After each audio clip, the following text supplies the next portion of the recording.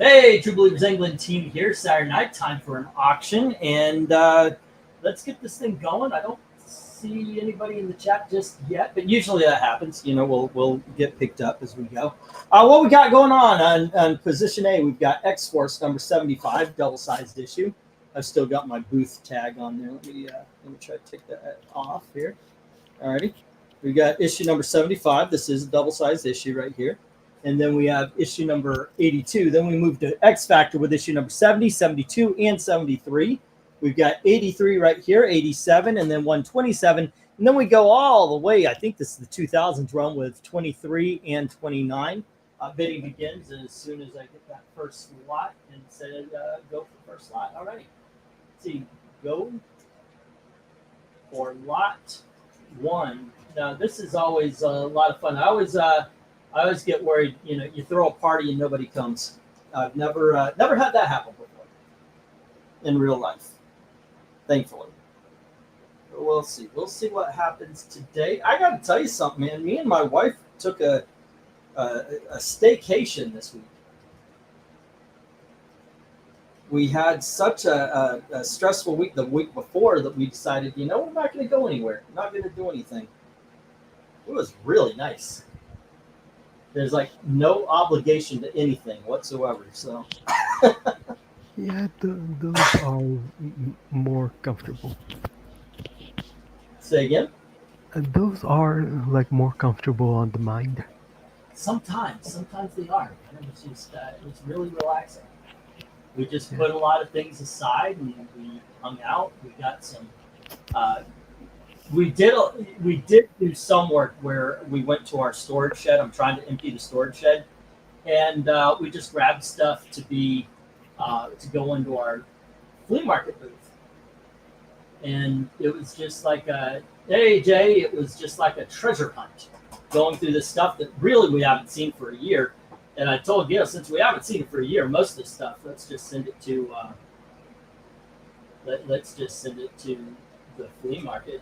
There's a couple of things we saw we wanted, but most of the stuff, it's a lot of the Disney collectors stuff, like ornaments and things, things like this and such. It's really cool, really cool. And actually, some of the books that are in the auction, I've got a set of Walking Dead hardcovers I was going to put in. Yep. So that'll be later. Speaking of The Walking Dead, where's Breen? He is watching a baseball game that apparently is taking place on a racetrack. And that is that. That's his thing tonight. And Jay Lucian is requesting we go to Lot 2. Give me just a second. I'm opening up some of the things I use. The stop clock. And I'm also opening up the Ko-Fi so I can put that up as well. So I will be right there, Jay, in just a second. And greetings to Tony Hayes. Hello, Tony Hayes, who is sitting right now at 59. So there we go. I'm putting up. Oh, God dang it. Here we go. Where is the stopwatch? That's it. It's not stop clock. It's stopwatch. That's what I usually go to. Alrighty. And that way, I use this to keep the. I use this to keep the lots from going over time and everything. Sometimes when we're talking, it is so easy to drag one lot on for like 10 or 15. We've done it in the past. And is the stop thing on your computer or? Oh yeah, it's on the computer. I thought about getting like an egg timer so everybody could hear it. No, something you can do is click on the icon and just spin it to the taskbar. The icon, what? You know what the taskbar is, right? That scroll underneath your computer screen. The one that says Asian Forum? No, on the bottom, the one that's on the bottom by the charge, the time. Okay, task view. And it's called taskbar. Just Right click on the stopwatch icon. There's a stop button. When you open things, there's an icon right at the bottom. I see a clock and a date. Yeah, the date and time. Yeah, but that's a regular clock. I see my access internet. I see the weather and all that. Show hidden icons. There's supposed to be the Google Chrome, whatever browser you're using, the search bar, the Windows tab. Yeah, not here. I don't have any kind of stop clock thing on that. It's supposed to be when you open the stop clock. Oh, no, it's on the top. I've got it. I got that. I don't know what. Honestly, but you are talking to somebody who truly does not know what he's talking about when it comes to computers, except for home. Really good at that. Yeah. Alrighty. Oh, we're at $1 each there. I've got the dollar. Anytime there's a dollar bin, it's the same deal. Buy 5, get 1. Buy 10, get 2. I guess, I'll just, yeah, there you go. In any one given lot, not like over. So, yeah. Alrighty, and let me pin the Ko-Fi.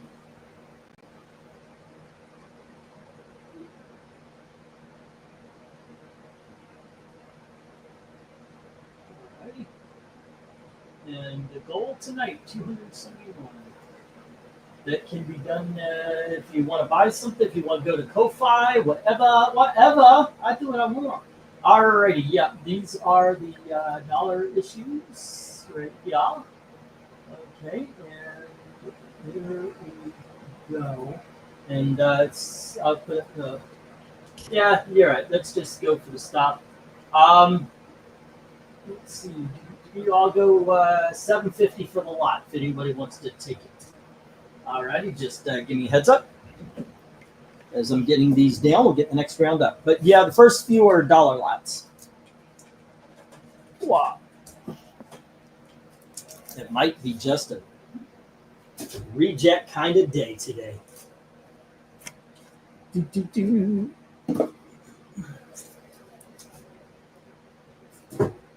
Alrighty, and let's see. 1, 2, 3, 4, 5, 6, 7, 10. Alrighty, now this is New 52 Wonder Woman right here. We've got issue number 7. This is Brian Azzarello and Cliff Chang. Here's issue number 7. And we have issue number 10 and issue number 11. And we have issue number 12 and issue number 13.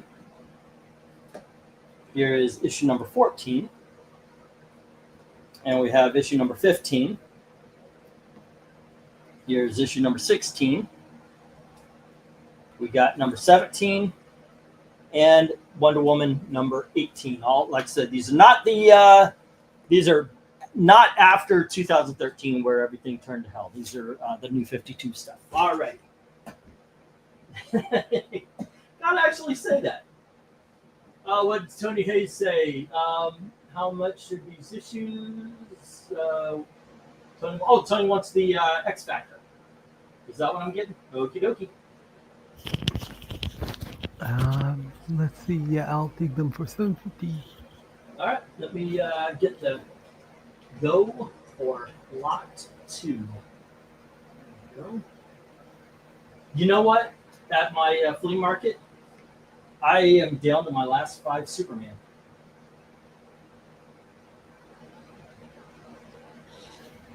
I had a lot, and now I don't have a lot. That whole thing about the movie really pushing Superman, that is a true thing.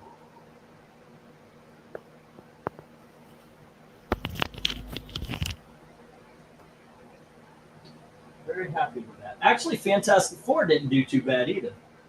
Unfortunately, it didn't do enough for us to make rent, so it feels really bad. I sold comics to pay them. So me and Gail are talking about dropping the booth and just going eBay because it's a less thing. It's a lesser thing. So, alrighty, Tony Hayes went 750 on the X Factor, and now we've got the Wonder Woman lot.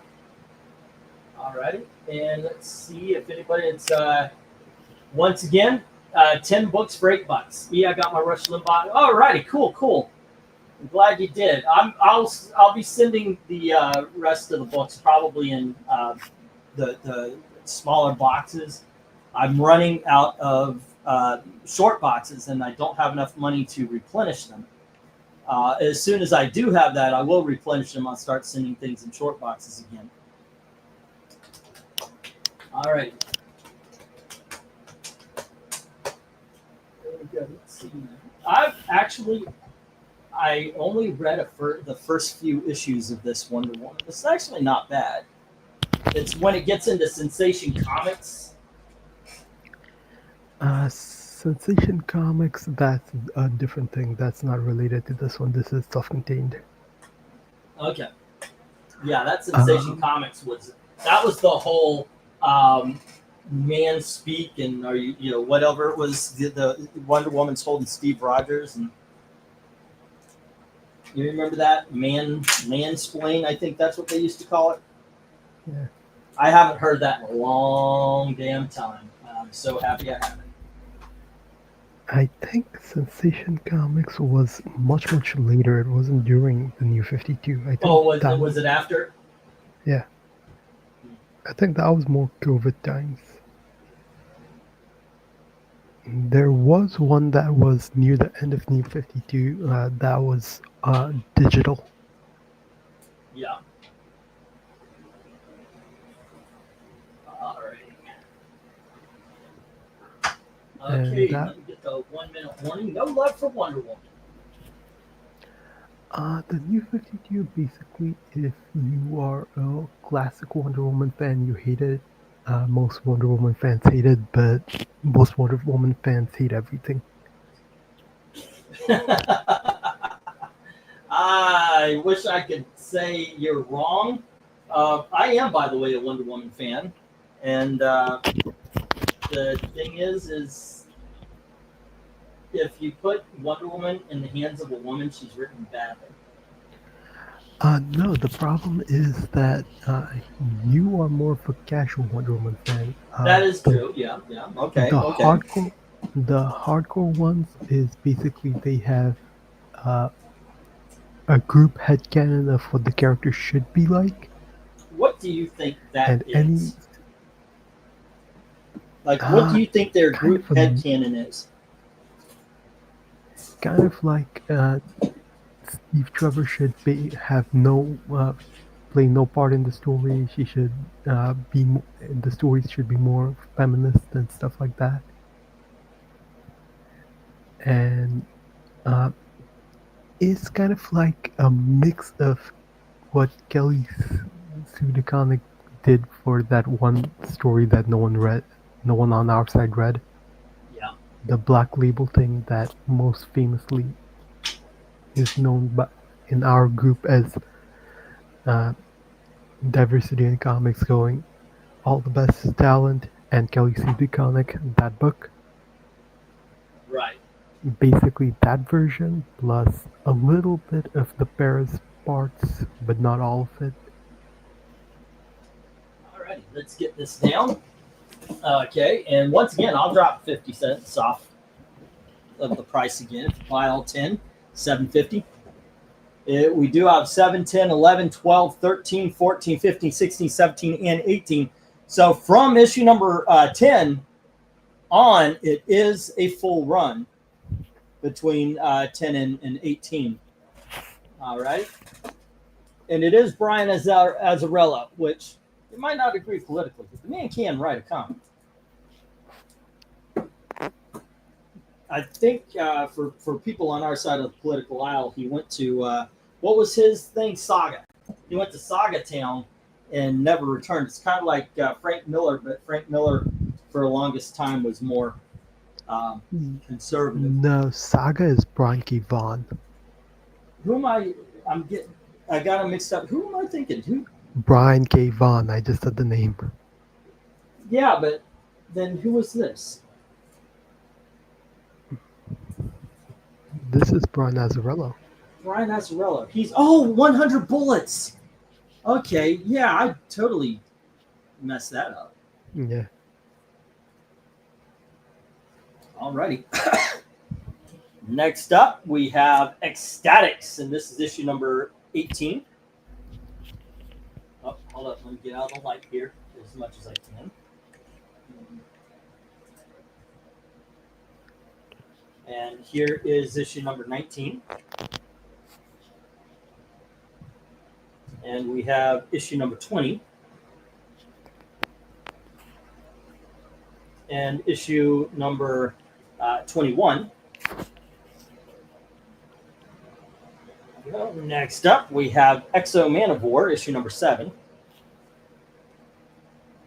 I had to drag these from the flea market. That's why some of them have price tags. We have Red Sonja, annual number 1 from Dynamite Comics.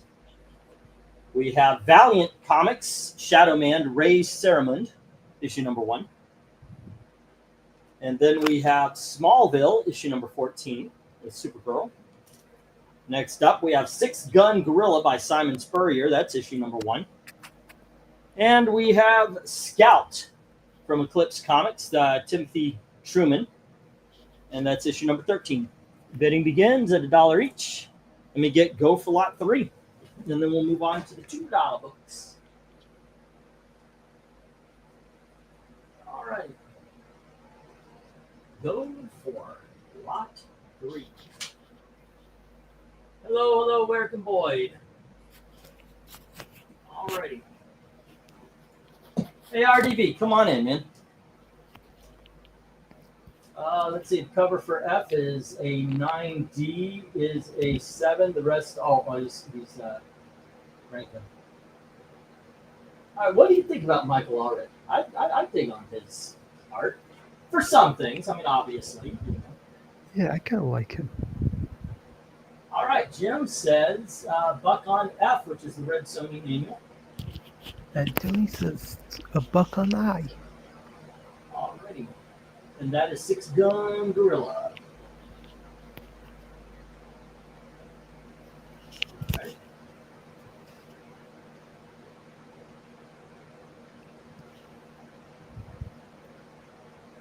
Let's see. And that is Tony Hayes. And RDV, Brian Reed is good, but Jerry Reed is better. Jerry Reed is one hell of a truck driver, by the way. Not a lot of people know that. One time he went from Georgia to Texas and back in just 48 hours to bring some Coors beer.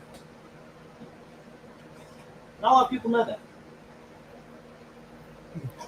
He was eastbound and down, loaded up, and trucking.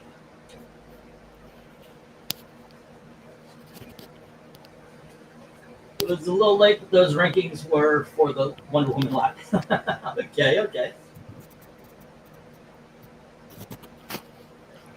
We're going through boxes in our storage. Shoot, I should have a flea market of stuff sometime. And yeah, we're finding all sorts of family treasures. I found a picture book, of which I had to destroy a couple of pictures.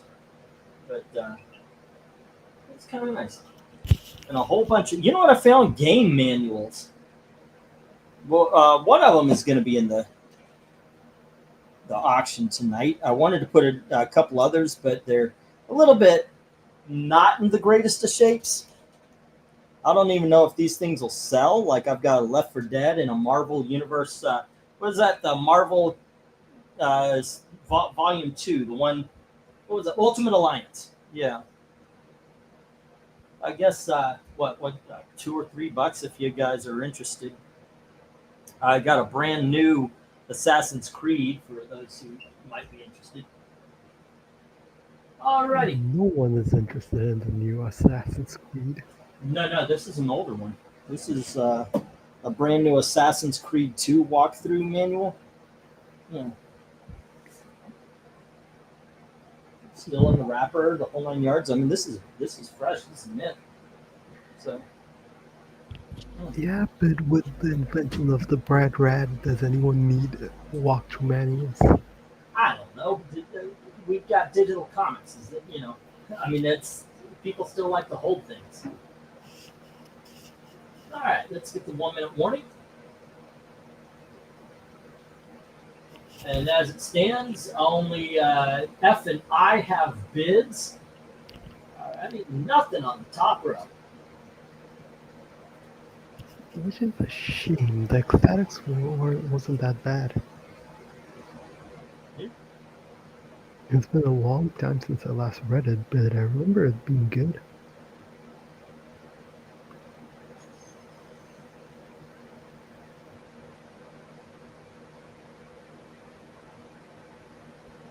Okay. Holy Toledo. Let's see how this thing goes.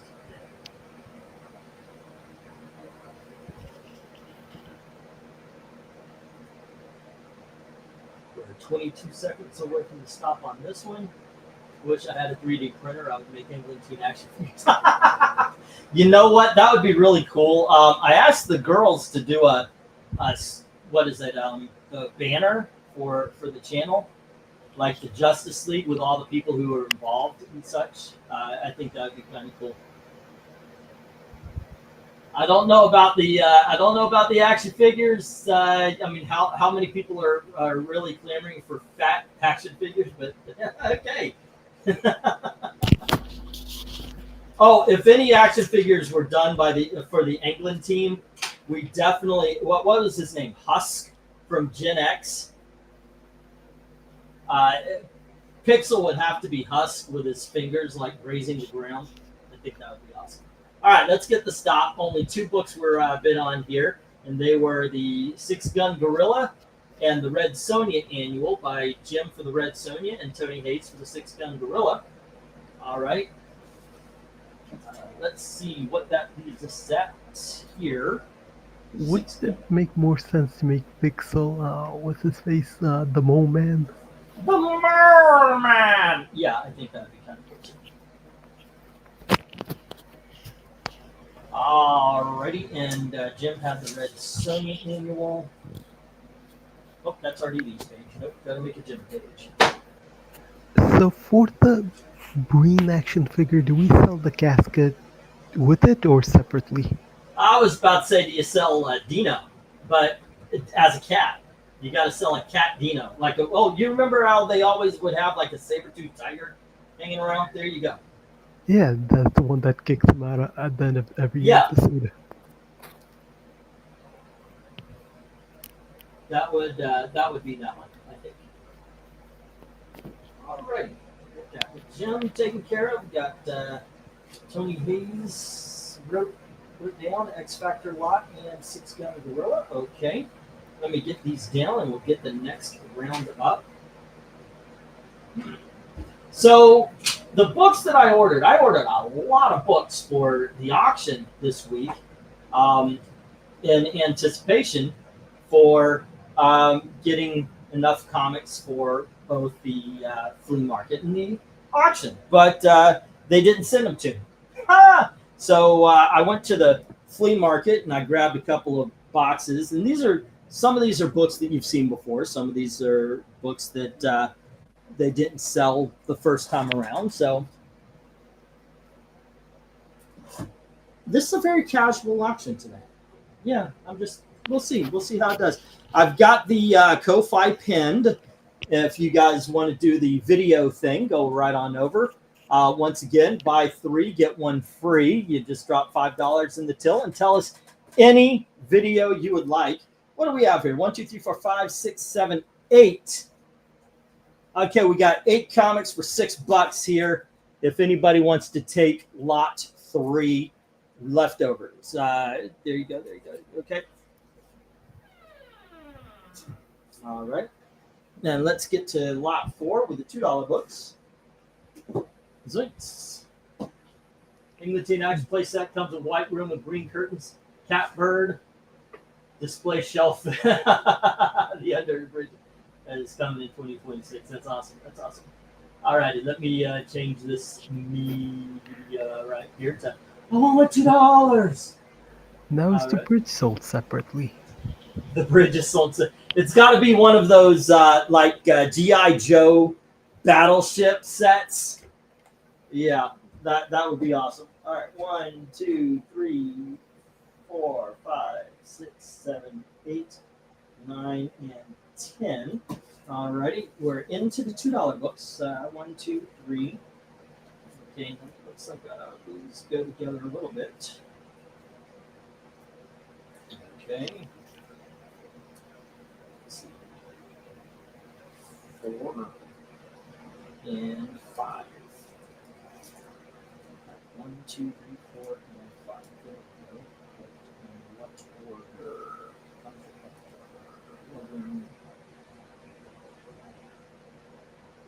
I didn't see a number. Oh, there it is. Oh, okay. Alrighty, kids. Once again, $2 books. Here we go. We have the Resurrection Man #1 from the New 52. And then we've got Black Panther #2 from Marvel Knights. And we have Power Man and Iron Fist issue 116. And we've got a book called Moontrap. This is the official comic book adaptation of the movie starring, I kid you not, Walter Koenig from Star Trek. I know, right? Jealous. Okay, kids, next up we have Silver Star, and this is issue #4. This is one of those from Pacific Comics. We have Punisher, issue #8. This is Remender. Okay, next up we've got Punisher War Journal with a warning of violent content because it's from Marvel Knights, Tom Payer and Manuel Gutierrez. I don't know how to say that. All right, next up we've got the Punisher War Journal Annual #1.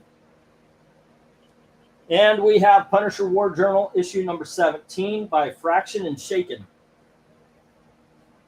And finally, we've got The Ray from, what is that, 1994. This is the gold embossed cover. There we go. Books begin at $2 each. As soon as I get the gopher, lot 4. Lieutenant Drebin, Police Squad. Dude, I'm going to watch it tonight.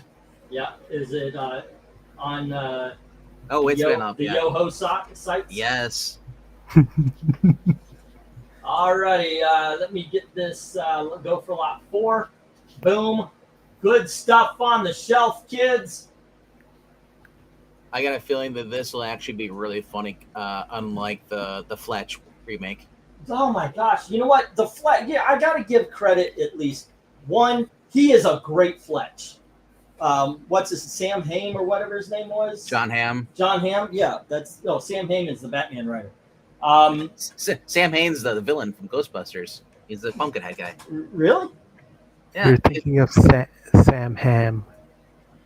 Oh, he's pronounced Hain in the No. action. No, what The person Batman. he's The thinking Batman of, writer. Oh, Batman, yeah. Ham. Yeah, I can't straighten that out. I tried to straighten it out. Yeah, but he was a good Fletch, and in all honesty, the movie was very loyal to the books. That was the tone that the books are.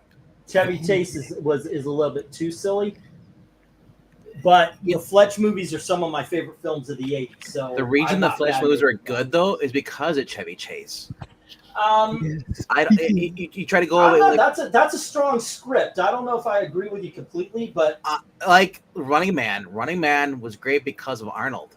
You can try and do this movie. Okay, hold on. Running Man, first of all, is not the book. So exactly. This movie and the one that we're about to see are two different things. I read the book. Arnold Schwarzenegger would be horrible for the book. Hold up. I read the book. Pause, all of you. To answer Jim Sorensen's question, what's up? It is the New 52 version. New 52, yeah. Yeah. As far as what we're saying, The Running Man was The Running. Yeah, I read. It was an Arnold Schwarzenegger film. Yeah, it's an Arnold Schwarzenegger film, but I'm It saying was I read not the a book. Stephen King. It was not. A I Stephen read King the book. book, and the book was not as good as Arnold's movie. Oh no, the book was Look, And I I don't love think The Running Man. I and I have don't- it on DVD, but the I book. I the don't book even is think a you'll better get story. with Colin Powell. I don't think you'll even get the book version. I think it's going to be watered down. I disagree. Well, I don't know whether it's watered down or not, but I think we're going to get a fun. You know what it looks action like? film. You know what? Whatever his name is, Paul. Whatever his name is. You know, he looks like the watered down version of Ryan Gosling in Baby Driver, or what was the other one he did? The Gray Man. That wasn't just Driver. Baby Driver was a different movie. Oh, sorry. Well, the Gray Man. Yeah. And as it looks like we're getting like the hand-me-down version of that. I don't know. I disagree. I think Glenn Powell. I think Glenn Powell. I think he's got some charisma. I think he's going. I like Glenn Powell like in when he's like a co-star, like when he's not the main lead, when he's like the co-lead. Hey, sometimes some people just don't do it for you, you know. Well, yeah, I liked him in the Maverick 2 movie. You know, I watched him in the Top Gun 2. Mavericks. Gun 2, yeah. Mavericks. I like them being like the new version of like Iceman, whatever, that version. He did really well in there. And watching him in Twisters, he is okay. But like, yeah, and then he was in that movie with Sydney Sweeney. Sydney Sweeney was the only good thing about that movie. Well, I never saw that. I can't really speak to that one. But yeah, Glenn Powell's fine. He was good in Hidden Figures. You're right. That was a supporting role, though. You also remember though. 1 minute warning, and only one book has a bit on it, and that's the Power Man and Iron Fist. All right. I almost jumped at those, and I realized, that's Matt Fraction. Well, the Marvel Knights isn't. The Marvel Knights, I have that in the omnibus form. Okay. Yeah. I think it's time you tried Moontrap. Excuse me? Moontrap, the adaptation of the Walter Koenig movie. It looks like Chopping Mall. I know, right? that's a sell point to me, man. I don't know. Rob's like, I was on a short list for this week for tomorrow. He's like, Chopping Mom's like, I see the trailer. I don't need to see the rest of the movie. Oh my gosh, Chopping Mall is so much fun. It's so stupid. Yeah, it's the girl who gets explodes. Oh. Yeah, it is a very stupid movie, but it is so much fun. Yeah. I don't know. Like I said, like I Naked Gun for me. Like I watched the first one and the second one. I laughed at certain parts, but it wasn't like where at the point where I was just laughing nonstop where I couldn't breathe. The third one, it was just like, why did you even do the third one? It just felt forced. Wait, which one? The third Naked Gun. Yeah, I agree. It wasn't as funny. There were a couple of good jokes to it, but most of all, I absolutely agree with you. It's like, okay, what? No. Right. I really liked him though. Leslie Nielsen. I liked him in what was it, Mr. Magoo? Really? Wow. Because that's when I look at all the umpires and all baseball, they literally are that version. They're Mr. Magoo. They can't see they're calling strikes as balls and calling balls as strikes. And I just picture Leslie Nielsen and as the umpire saying ordering hot dogs and just completely ignoring the pitch and then that was a ball. Yeah, but I don't know. Like I said, I'm kind of done with the reboots. I'll watch the Mortal Kombat 2 one because it looks like they're actually trying. Mm-hmm. A lot of these. I saw somebody make a post. Oh, go on ahead, finish your thought. I was just gonna say because the other one came out. I still know what you did 20 years ago, and that's something. Tony Hayes had Power Man Iron Fist 116. Everything else into the rejects. It's like at this point we should be on Jason and what was the other one? Halloween number 25. They never should reboot it. Just kept going. Yeah. So yeah. By the way, I did watch the I Know What You Did Last Summer. It sucked. Yeah, I know Okay, you told me that. Yeah. I'm about to call the goddamn cops, so I'm gonna go throw up I on the just fucking from now doorstep. on, let's just do more Paul Rudd in like horror movies. That's what I want. Alrighty, next up, still in the $2, we have uh, the Revengers Hybrids, one of two. Okay, next up we have Clive Barker's Hokum and Hex, issue number 1 and 2. If you buy hybrids, you get a discount on your charging your car. If we have, why did I say if we have? Here we have Tales of the Green Lantern. This is the Tangent version. Ah. Alrighty, next up we have Captain Glory from Topps, the Kirby Chrome. Why is it a tangent? Because she's throwing a tangent? I think so. Let's see. 1, 3, 4. And then we have Nightwing Tangent with Night Force, by the way. Let's move that there. We'll keep that one here. All right. Next up, we have Legion of Superheroes, issue number 308. I'll let you in a second there, Cat. And here is issue number 305. And we have issue number 310. And then we have Legion Worlds, issue number 1. And finally, we have Micronauts, the New Voyages, issue number 8. All righty, bidding begins at $2 each. Let me get the gopher. He's a cat. Yep. I was nearly dropped out by them before you even let me back in. No. Are you having a problem? Are you being policed where you are? Yes.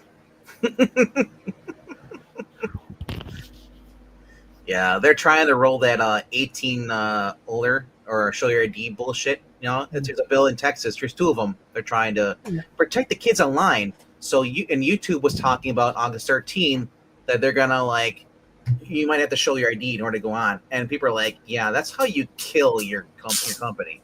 And Rumble will say, you don't have to do that here. And that will be the death of YouTube. Yeah, and like one of my friends pointed out, in Twitter, instead of doing it on the timeline, people are saying, hey, if you want to see this, come to my DMs, which is even more unmonitored. Yeah. Yeah, the whole thing with in UK, it's protect the kids. It was more just that was just an excuse. It's more about control what you cannot say. And I loved how Trump basically called him out on that bullshit when the prime minister was at the White House or whatever the guy. I think it was the prime minister. Yeah. But, he also called him out and said, you're going to lose your country if you're not careful. Oh, they tried. They tried to say there was only 500 Christians marching in the UK in London. There was. Yeah. I saw the video. That's way more than 500. The Crusades are back. They're getting ready to go. What gets me is how badly that prime minister is for the. His wife is Muslim. No, his wife is Jewish. Oh, I thought his wife was Muslim. I thought he had a kind. Well, okay, I'm wrong. You know better than I do. How does that work out? But he is so for the Muslims over, which doesn't make sense unless like she's not living there because like I said they don't like the country. They don't like the Jews. They don't like anybody who's not Muslim. Well, that's the whole Quran hashtag thing. All. I'm sorry, but hashtag yes, absolutely all. I don't buy that. Oh well, hashtag not all. No bullshit. Yeah, I've lived with enough of them to know that. Yeah, it is a certain. The extremists are extremely extremist.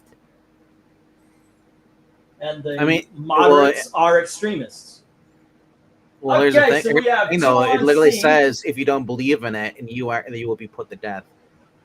Let's see. We have 2 on C and D from Jim, and 2 on J from Tony Hayes.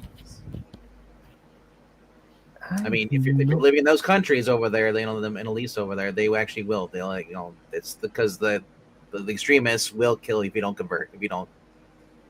Oh yeah, the extremists, the moderates are just gonna lecture you. Yeah, hopefully. The problem is though, if there's so many of the extremists, they're in control. Uh, It's, yeah, depending on where they are, if the extremists are in power, like Iran, then you're screwed. yep. Because you know where I'm originally from, so Yeah, you're you from know. Russia. You'll be fine. Yeah,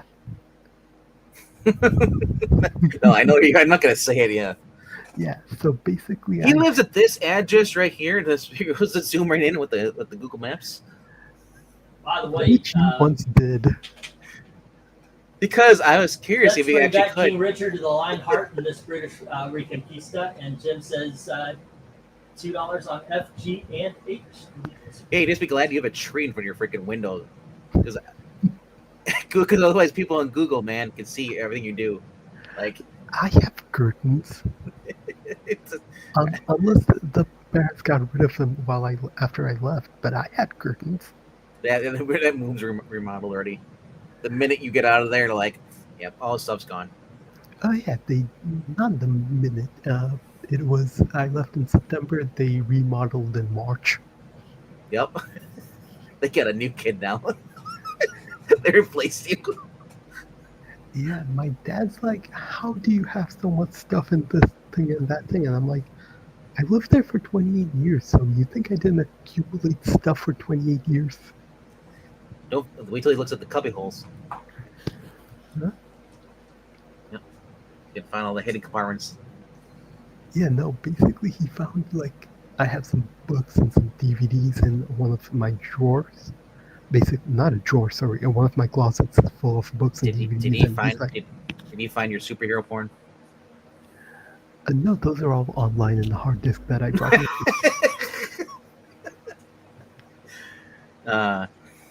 All right, so we got you got the bids off. You got Jim Yep. originally been on C and D, but then anyone came back for F, G, and H, Yep. and then I got Tony's it. got J. So that leaves Legion Worlds #1, and it also leaves the hybrids, the Hook'em Hex, and the Captain Glory. Need some love. It would have been great if they would have be called like the French Legion of superheroes. The French Legion. Like not just like Europe, well, he's the French Legion. Or is it one more order in the Legion of Hero Superheroes universe? Could be, could be. Alrighty. Sorry if I'm actual list. Wasn't it the So Galactic sorry Planet? if I found my actual list. I don't need the Legion. Alrighty. Everyone needs doubles, Jim. That's what I tell myself when I find a double or triplet.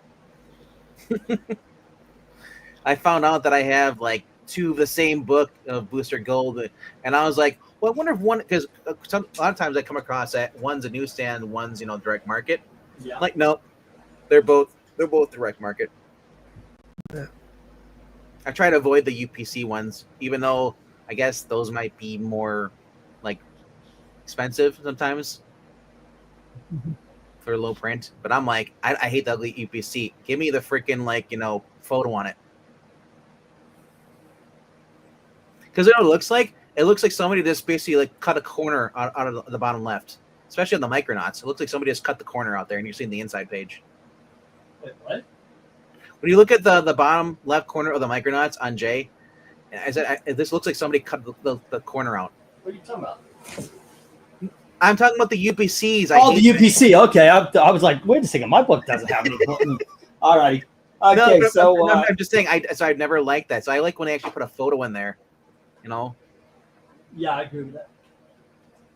Back when Spider-Man was on everything. All right, let's get the stop. Jim has the tangents, Or like and Tony had the Micronauts. Everything else, it's the flow. Or you look at the Marvel books. Remember they had the 50th anniversary, so you have like Captain America and 5-0, whatever. Like I miss that stuff.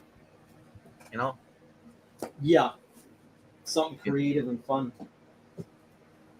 Alrighty. Nowadays they should have everything after 2000. Should have like 1963 to 2012. Alrighty. So is Eric busy tonight? Yeah, there's a baseball game that's being played on a racetrack. He explained it last night. I remember Alrighty. saying something, but Next up, we have Green Arrow Rebirth #1, and hello, I'm falling. We have Mantra #1.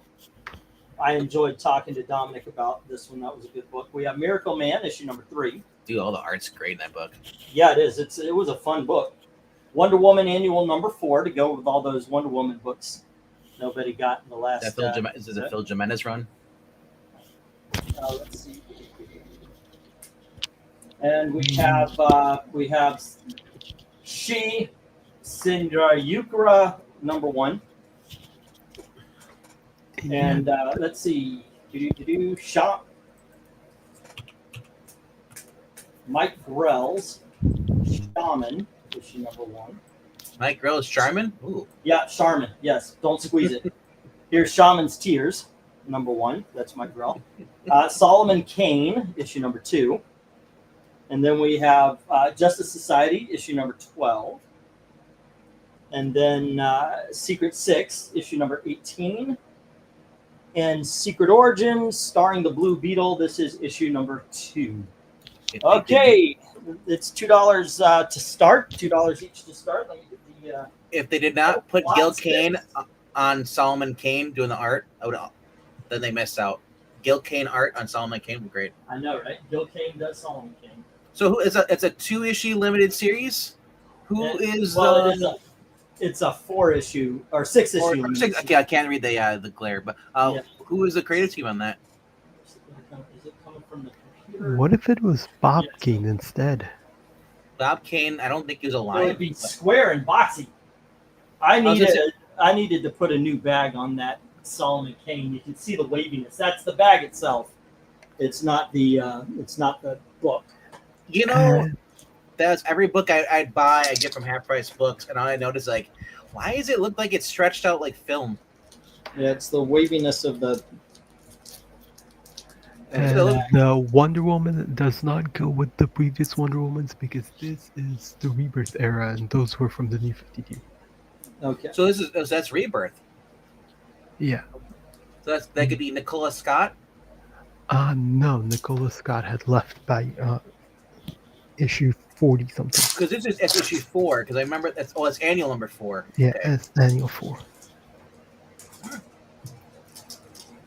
Like I know for a while, like you said, Rebirth Wonder Woman was really good.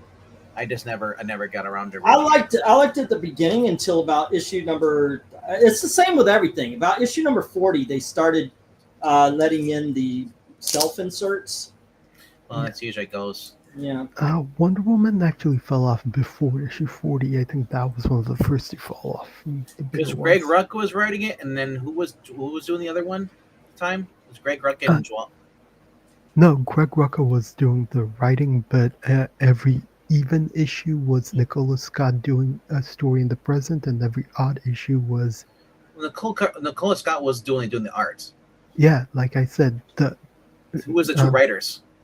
No, it was just one writer, but 2 artists doing 2 arcs. It was Greg Rucka both? Okay.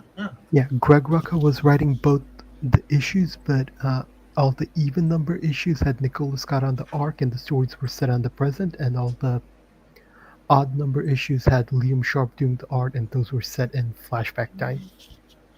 Yeah, I just remember reading it and just when I flipped through it, I was like, why are they 2 different stories? And then I realized, oh my gosh, they really did this bullshit. Because normally they just do a story arc and then they'll be like, hey, this story arc's going to be something different. But they did back and forth. Yeah, basically, they converged in, I think, issue 25 or something like that, but they were doing evens and odds, and one was a flashback, one was set in the future. Yeah. Yep. Well, yeah, one of them was basically connecting from New 52, kind of, or origin story we're doing. Yeah, and if you are actually, where's the goddamn credits? Here we go. I gotta get going. I had to go read some turtles. If you are a fan of the EVS crowd, then good news. The Wonder Woman annual the artist is Greg Ideleb. I don't know who that is. Basically, he was the artist on the John Kent gay reveal He got Oh. and basically when they got rid of the True Justice and the American Way, he decided to quit DC and made a big show out of it, and then joined Comicsgate. Is he still good with Comicsgate? I didn't care after that. I just Oh. knew that he made Because a big deal. I wonder how many people that were like that, like they quit and then joined EBS and then realize, oh my gosh, I made a mistake. I just gonna go somewhere else. A lot of Yeah. people do that.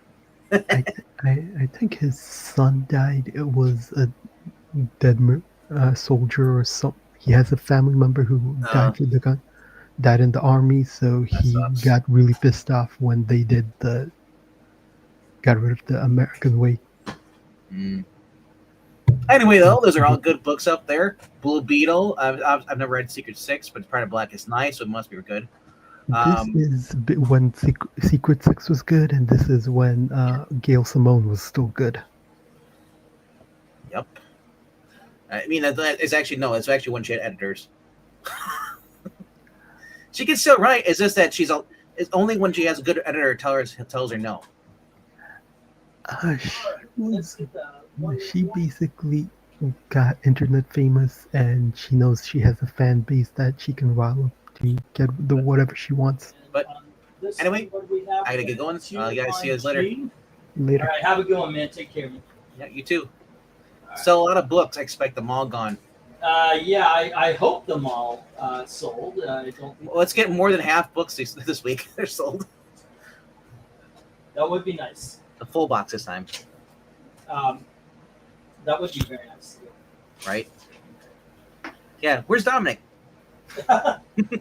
Dominic is doing Dominic things. I have no idea what he does on Saturdays. All right. I'm gonna go do Venkman things later. Have a good one. See you in a bit. 2 on G is the Solomon Kane, and that is Tony Bays. Let's see.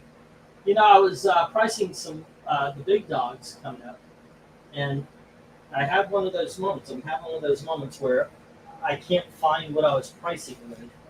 It just disappeared. And did the cat steal it? The weird thing is I would not have taken it off the desk. It's not on the desk. It's not on the floor.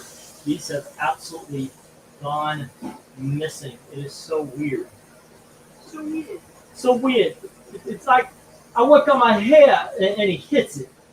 All right. So let's see. Jim says 2 on B and I. Oops. Let's see. B is Mantra. And I is the Secret Six. Number 18. All right, Jim and Jim.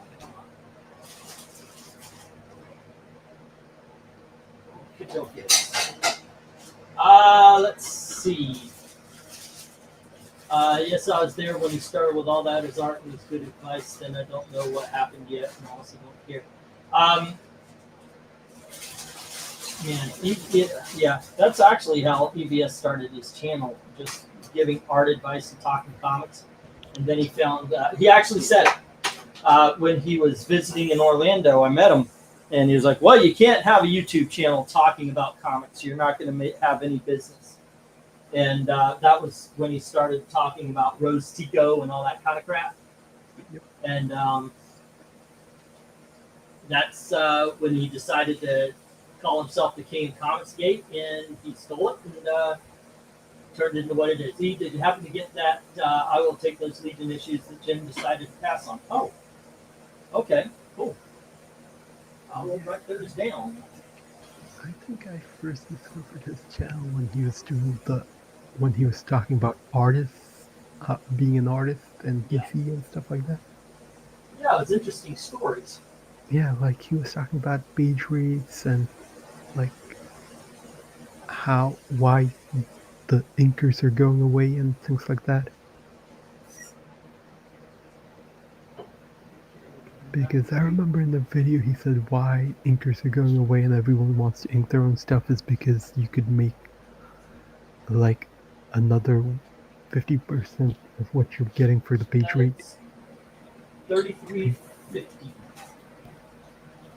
for Tony. And let's see, Jim had the secrets and Secret Six and the mantra. So far, I've got 2 bidders. You know, anybody who's watching can bid, guys. Feel free to just. You see how Tony Hayes did the $2 on each. That's how you bid. Here's the letters. Yeah, Yeah, but right how many here. viewers do you have right now? Right now, 13. And we have 2 bidders. So by all means, feel free to jump in. Jump in on the conversation if you're just listening. Everybody's welcome to that too. Mantra and Secret Six from John. Mantra 1. Alrighty. And Secret Six. 18. Alright. Is that it for Jim? That can't be good. Is that the only things that he's won? I must have missed something. Yep. Oh, dude. Let's see. Tangent L and Tangent Nightwing. Also, and those are $2 each. Red Sony Angel, got that. And boom. Okay, cool. All caught up. Let me get these down to have the stop. Yes, let me get these down, get the next round up. Alrighty. Tony Hayes has Solomon, and Secret Six is with Jim, as well as the mantra. There we go. And these hit. Oh, Gail!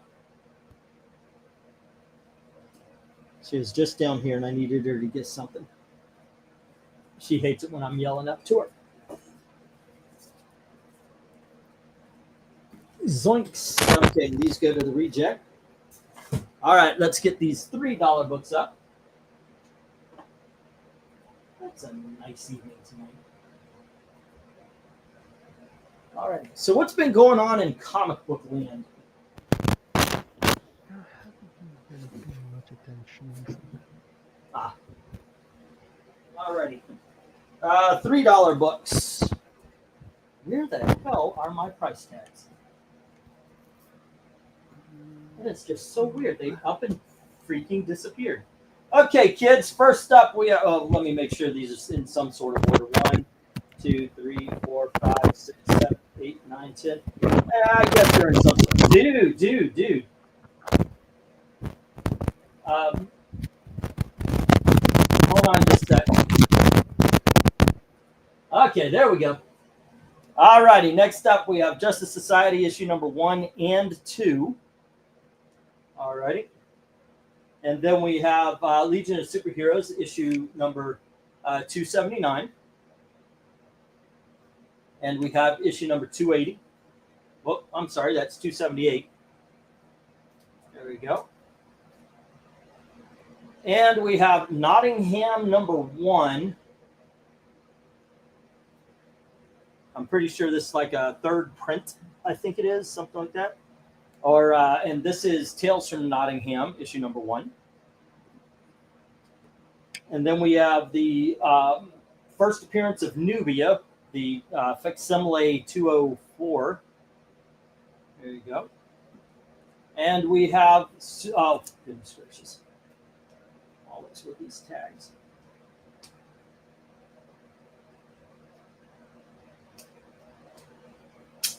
Then we have the Secret Society of Supervillains, issue number 7. I'll get rid of that tag as well, the flea market tag. I usually don't put them on the front. I don't know. I think this must have been here, and I put the tag on here and then moved it. Let me remove that for you guys. I don't like putting the tags on the front usually just because I like the cover showing. There you go. That's issue number 7. And then we have Red Rooster, issue number 1. And we have Elf Quest, Siege in Blue Mountain, issue number 2. And we have the True Believers first appearance of James Rhodes. Alrighty. It's the go for the, what is this, slot 7? Bids start at $3 each. There we go. Go for lot 7.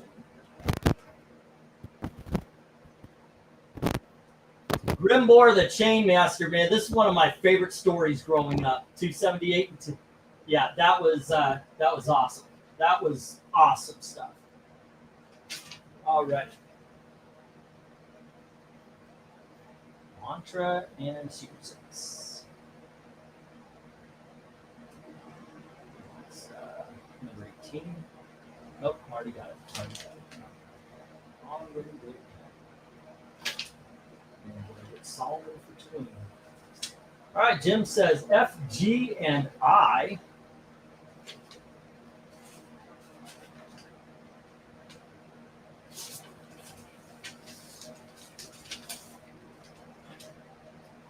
Okay.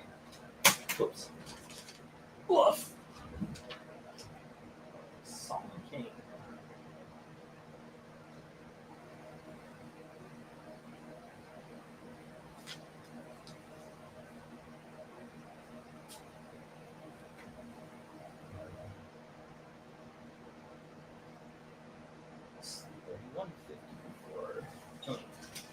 All righty then. Let's see, F, G, and I, and that's a J, not an I. Oh, thank you. Sorry, bad glasses. Okay, and that is the Wonder Woman.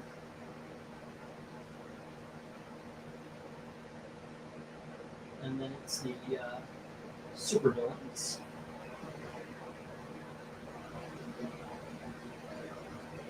Alrighty, and finally it is the True Believer.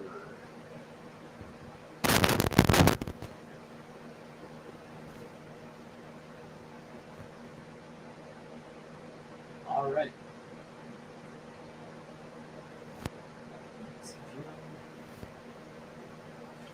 Jim and Jim. Okay, Tony Hayes, you're biting on the Legion of Superheroes.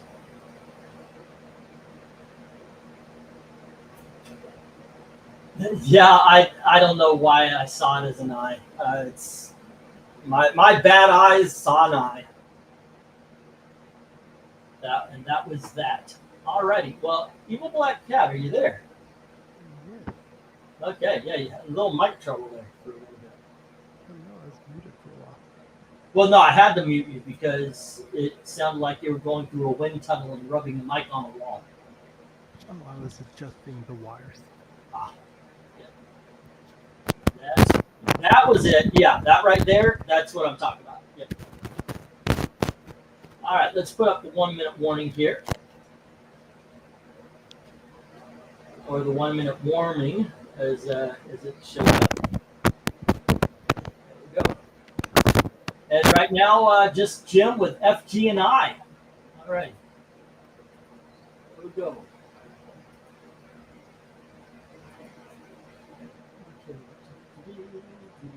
What is going on?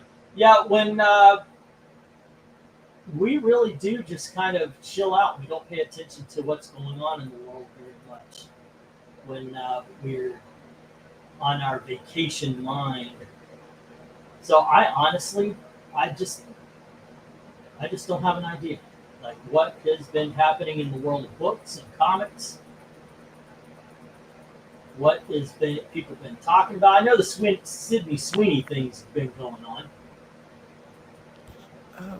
They are. I think they are not rumored. They confirmed they're working on a Batman Question Green Lantern crossover. Not a crossover. Sorry, a team up book. Oh, okay.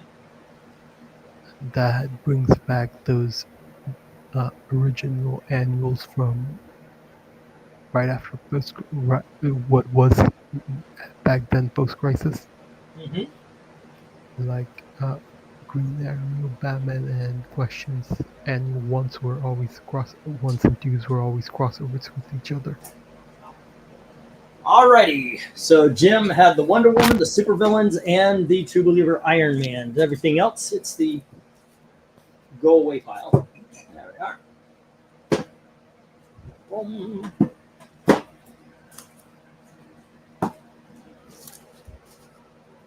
Okay. Shit. Let's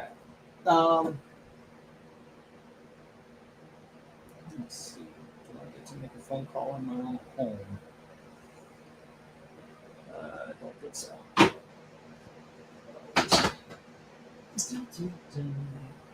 Dun, dun, dun, dun.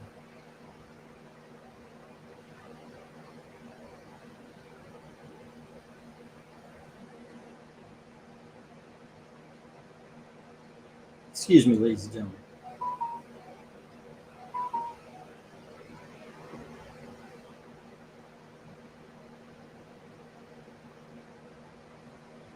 Okay.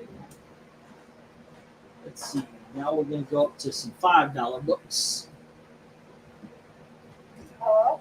Hey, Elizabeth, go into my room. On the floor, it's on a comic book box by the bed. There are a whole bunch of black dividers. Okay, can you bring those, please? Okay. All right, thank you. Bye. All right, sorry about that, guys.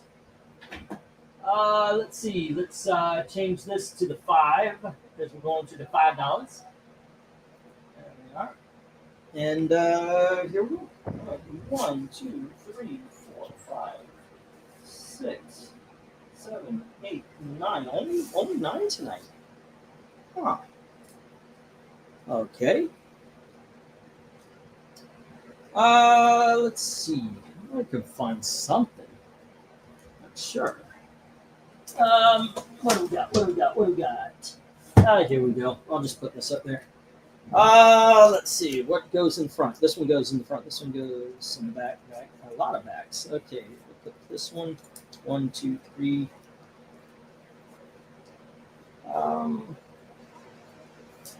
4 and 5. Okay, so let's see what we got here. We got the Fables, The Last Castle. This is a prestige format book, as well as Squadron Supreme, New World Order. Next up, we have the X Factor Special, Prisoners of Love. And we have the trade paperback Medic from Double Take. There we go. And finally, we've got the Dark Knight Rises Secret Files scrapbook. Literally just picked that up off the out of the one of those boxes. Alrighty, then we have X Patrol, issue number 1. And we have Mr. Terrific, issue number 1. That is his first ongoing series. Then we have Magnus Robot Fighter. Is this issue number 20? Did I find out which one of this is? I will have to find. It's got a 2 right up here in the corner. So I figured, okay, I'll put it in $5. And we have Incredible Hulk Annual number 7, which has some water damage. You can see right here on the Angel's wing. And finally, we have New 52 number 1. I think this is like first appearance of Jessica or something. If it's not, I overpriced it. And there you go. Okay. All right, let me get the go for lot. What are we on? Number 8, I think we are. Go for lot 8. All right. Hey, Zach, come on in. I could use a little more conversation, topics and such.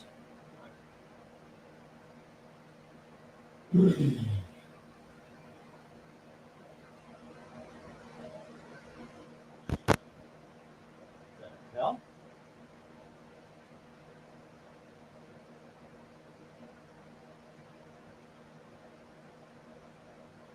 all right.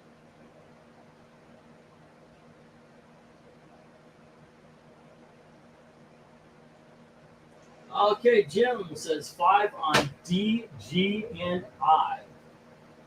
And that is the Medic.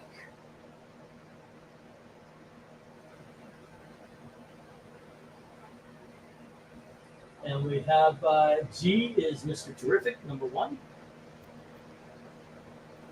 No, the first appearance is Green Lantern 20 or Justice League 30. Okay, I thought there was something that had to do with Free Comic Book Day. I could ignore it. Just ignore it. It's up there. It might be Justice League. I don't know.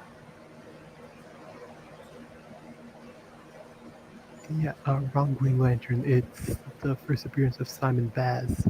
Ah, there we go. I couldn't find the dividers by now. No, they look like this right here, right? This. They're upstairs, and you should be able to just look and see them. They're on or by the comics. Please go check that. All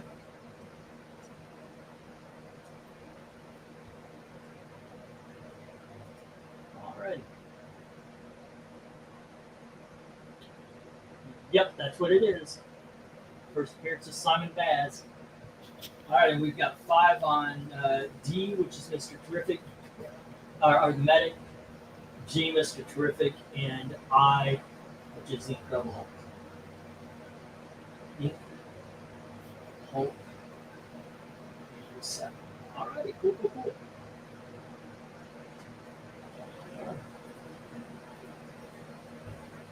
All righty, do we hear anything on anything else? There's a Magnus robot fighter trying to find a home. X-Patrol. Last Castle's an excellent story, so is Prisoners of Love.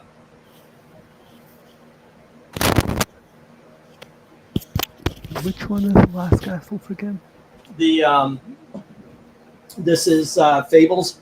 Basically, it's they all get together. The people who are the last ones off the out of Fabletown or out of the world that they come from. They were all at a castle together. It was the last stand, and it was the people who made it to the boats, the last before the oh goodness gracious, what do they call them, the overseer or something like that, finally took them down and pushed them out to Fabletown in our world. So it's kind of like the last stand of the Fairylands. It's a really good story, but then damn near everything about Fables is. I actually think Fables is a stronger book series than Sandman.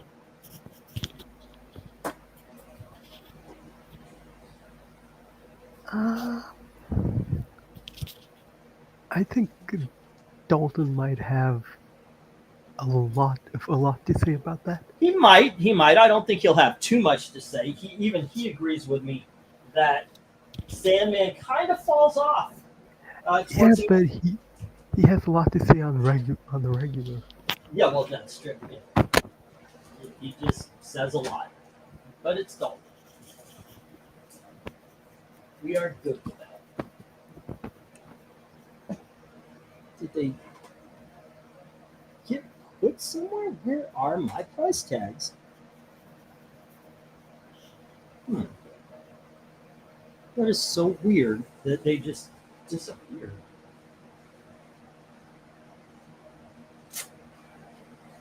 And I got 3 more things that I pull upstairs of them, but to just disappear like that just boggles the mind. Not under my tea, not under the phone. Alrighty. Also, I have a goal of 270 tonight. If you guys want to maybe, those are what I'm looking for, lady.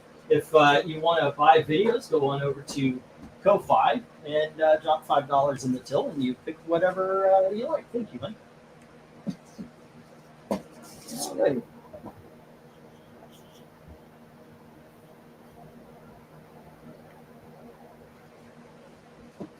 Okay. We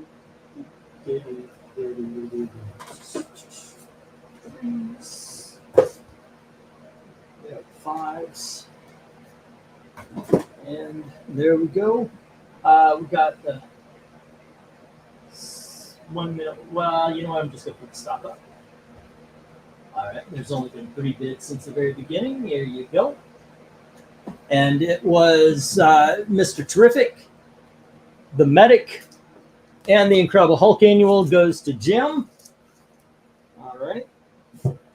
And everything else hits the rejects. There we go.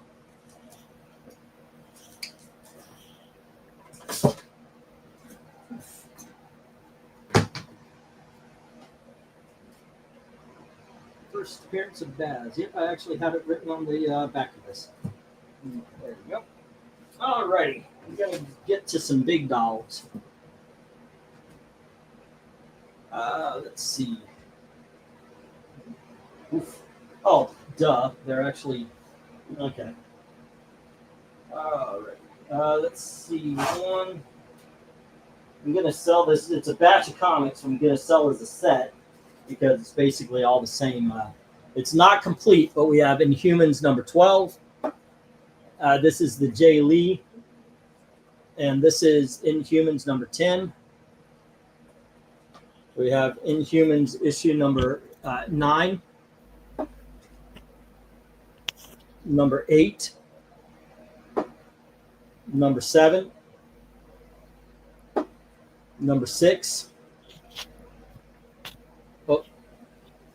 number 6, number 3, no,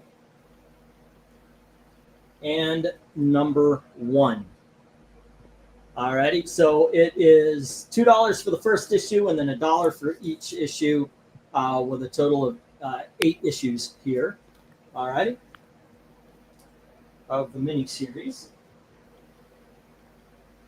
Next up, we have a hardcover copy of Arkham Asylum by Grant Morrison. There you go. And then we've got Daphne Byrne by Joe Hill and Kelly Jones. That is a very good and creepy book. Injustice 2, Book 1. That's a lot of fun. Go figure. I actually like his writing on the Injustice.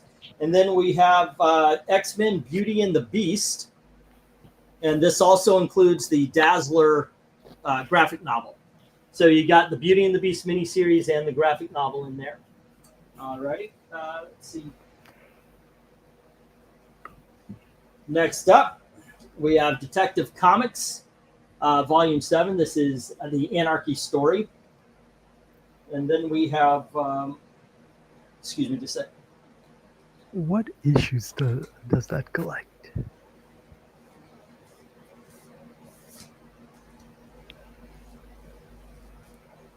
Had to reach a little further than the headphones were allowing me to. Next up, we got Sam Keith and Dave Stewart with Arkham Asylum Madness. Oops, my bookmark. There we go. And we have, let's see, Injustice, Gods Among Us, Year 1. That's the entirety of Year 1. And then we have JLA Year 1. All of these are hardcovers, by the way. And finally, we have Batman and the Flash, the button. There you go. All righty. I've got to put this down here. Okay, bidding begins as soon as I hit the go for lot 9. What issues are the Detective Comics? I will have to check that out. Give me just a sec.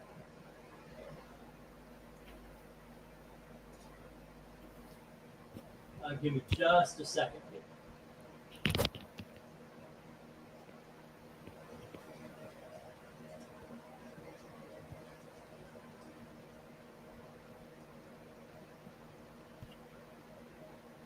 All right. Detective Comics, what are they? Wow, that was pretty damn quick, Tony Hayes.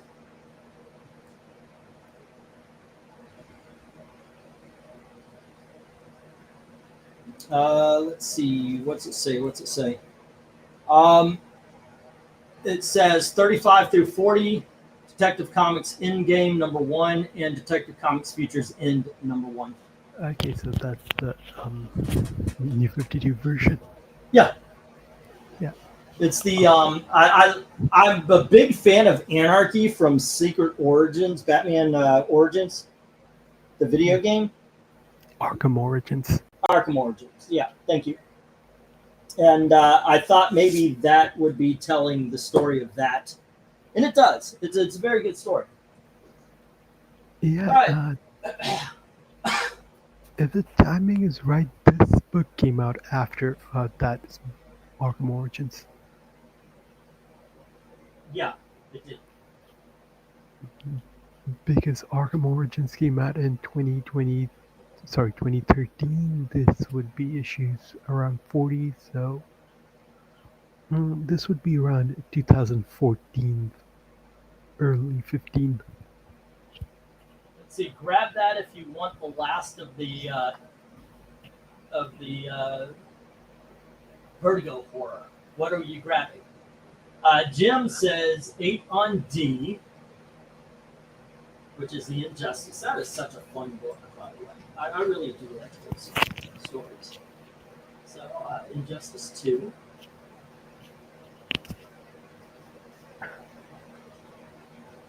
And that was 8. And let's see, 15 on H, which is the Injustice. Not among us. Year 1. And 20 on I, the JLA Year 1. That's the hardest one right there. That is such a good one. Such a good one.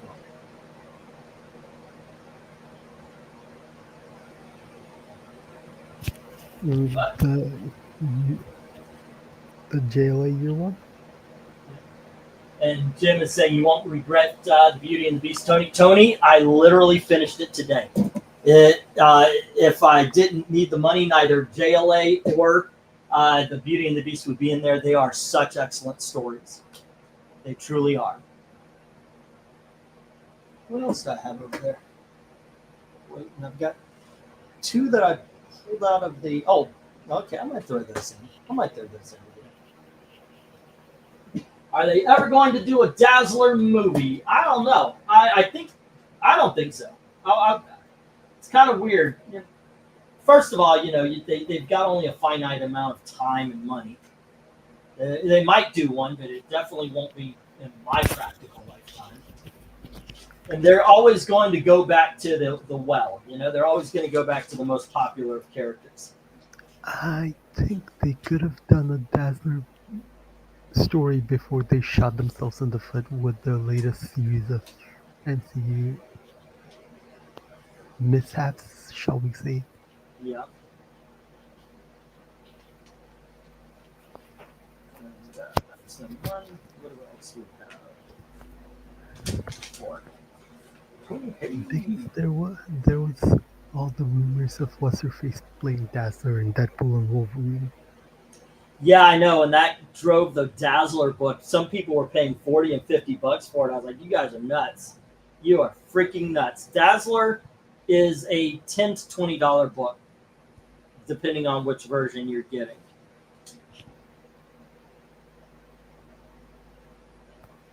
Some people were paying $50 for her first appearance.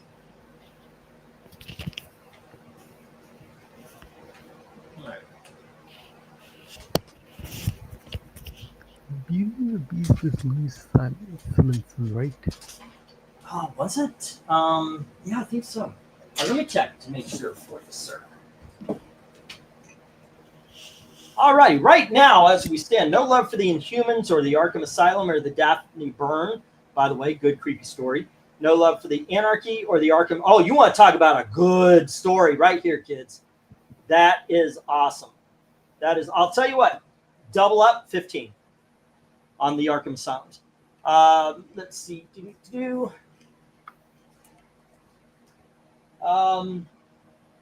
Was it this? Nope, Jim Shooter, Springer, Nocente, Ian Nocente. Yeah, it was one of those 2. Yeah, I think Ann Nocente said that Beauty and the Beast is the one book that she's always surprised that people bring up as one of her best books. Oh, it was such a good book. It really is. It deals a lot. Like, it's got the movie, the Dazzler movie thing in it, and the Beauty and the Beast plays off of that.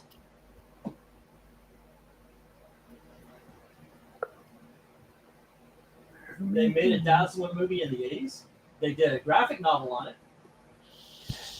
Yeah, and for people talking about the Batman Flash, but the button thing, it is a four-part story with three excellent parts and one alright part. Okay. 3 out of 4 ain't bad.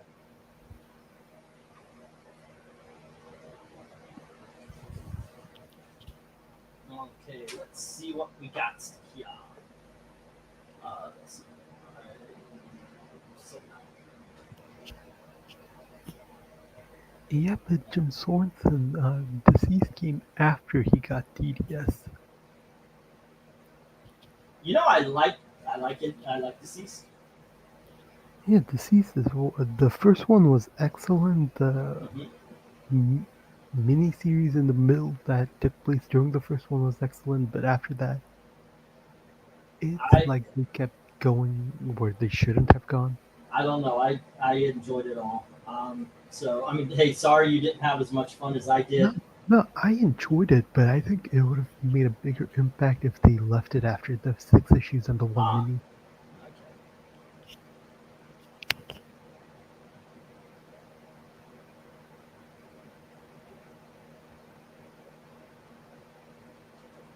I just finished Arkansas game for the first time last week. I played all of the except for the first one. Those are all very good games. My favorite, you know what? I gotta tell you, the first time I played Arkham Knight, I was like, God damn it, can I get out of this goddamn car for 5 seconds? But then I gotta tell you, it just became one of my favorite stories. One of my favorite stories. Yeah, uh, I think if they reduce the amount of tanks, I think Arkham Knight is a really good game. I disagree. After a while, I had a lot of fun chasing the tanks around. Yeah, I know. Like Arkham Knight, I would say is my favorite game. The one big folly was the Deathstroke fight. After you have Arkham Origins and you have that awesome Deathstroke fight, they reduced him to a tank fight, I, which I thought I was think, ridiculous. I think Deathstroke, I think Firefly were terribly done. Okay. I Hush, Hush was, probably the worst. yeah, Hush was later explained away because it was creative differences, like the original, not writer, basically. Dini wanted to expand on the Hush thing, but because he left, they Ah, didn't want to do that. They just needed to wrap it up. okay. Mm, Because originally the sequel was supposed to be about Hush, like Jason was brought in later. Okay. Yeah, that would have actually. I could see that because Arkham Knight could have been uh, just written just as much as a clone Batman. Yeah, the army and everything, those were brought in later, because that was originally Dini who wrote City and Asylum wasn't brought back to write Night. Okay. Yeah, we get to stop. And the studio basically just took ideas that they thought were cool. That's how you ended up with Barbara dating the wrong Robin.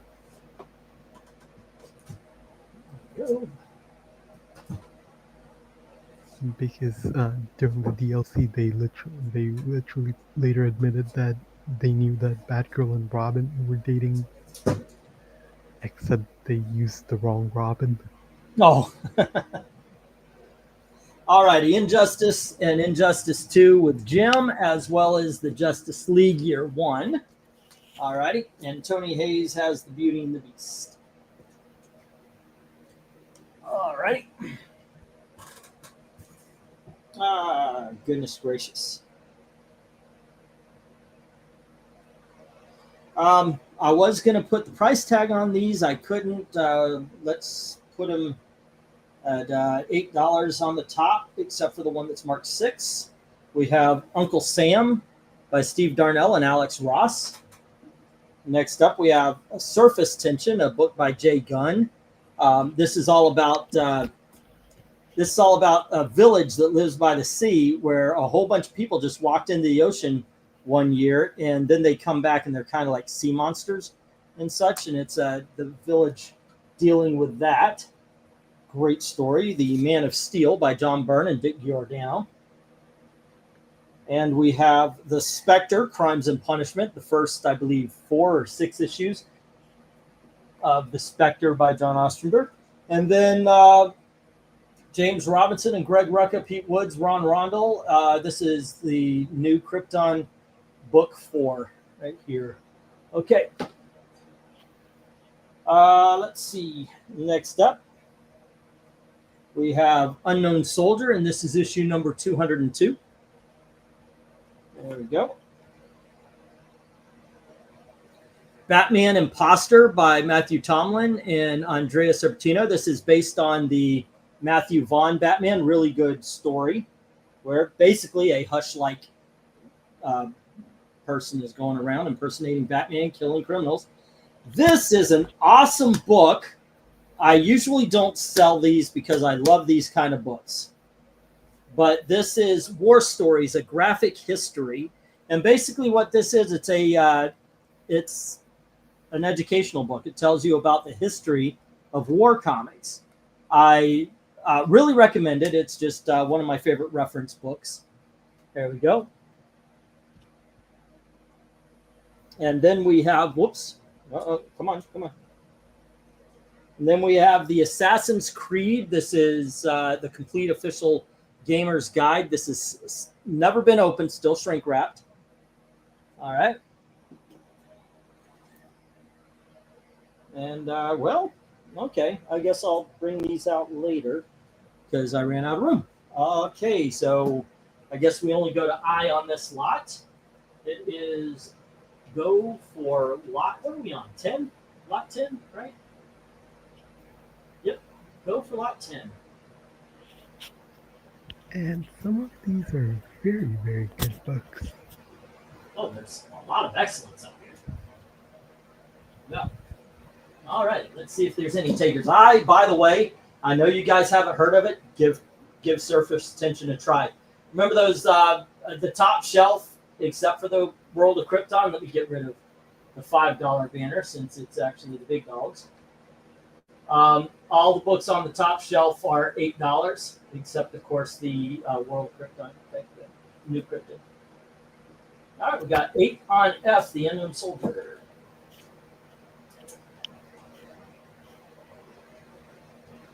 Unknown Soldier.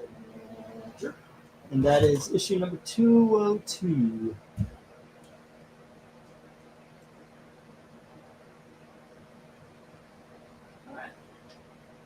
It's all over for the Unknown Soldier.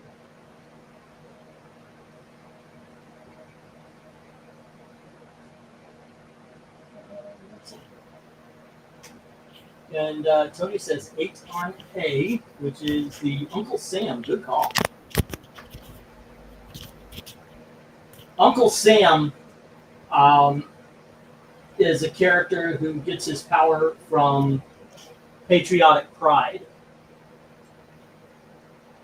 And it's about how he's losing that because people are losing their faith in America. I think actually you would get that right now, depending on where he went, which that would actually be kind of an interesting thing. You go to like a Democrat-run state, does that mean when he's in a Democratic-run state, he's not as powerful as if he's in Florida or Texas or even Indiana? Thank God I'm living here. If I'm not living in Florida, I guess. What happens if he's in a purple state? I guess he'd be mid-ranged on his power. Like wouldn't he be kind of like full power if he was in like Florida? And let's see.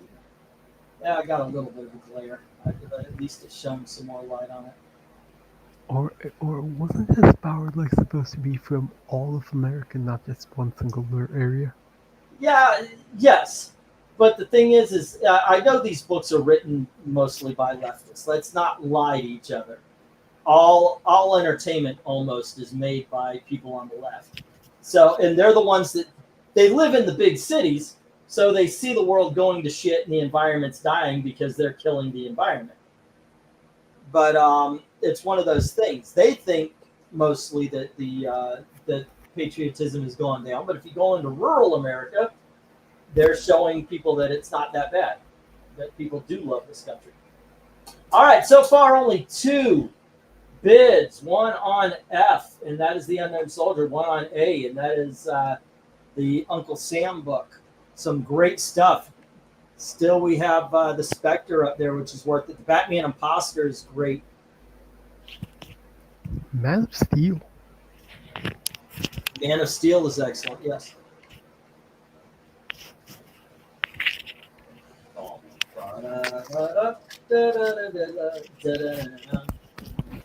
That is a trade paperback of the first, I want to say 4 issues, because the first 4 issues told a story, Zach. So, alrighty.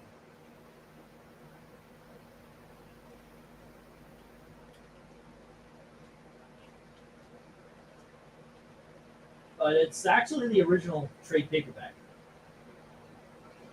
from the John Ostrander run, obviously. Okay, Unknown Soldier and Tony Hayes has Uncle Sam.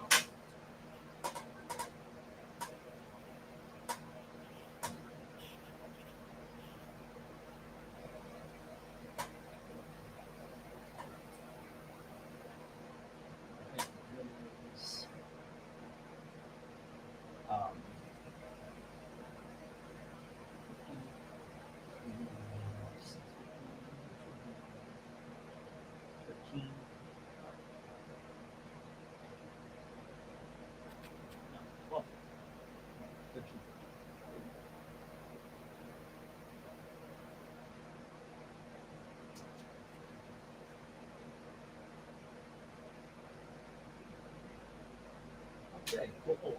Wasn't sure at first. First appearance of Mr. Terrific. That would be quite hard. Yeah, no, that's a single issue, and the cover is a lot different than that. It actually kind of has the Spectre off to the side and kind of pointing downish. Yeah. I'm keeping an eye out for that. So right now, Tony Hayes is in first with Jim Sorts and being second. Ladies and gentlemen, if you're watching, feel free to take part in the bidding. All right. Good stuff. Really recommend the graphic history of war stories.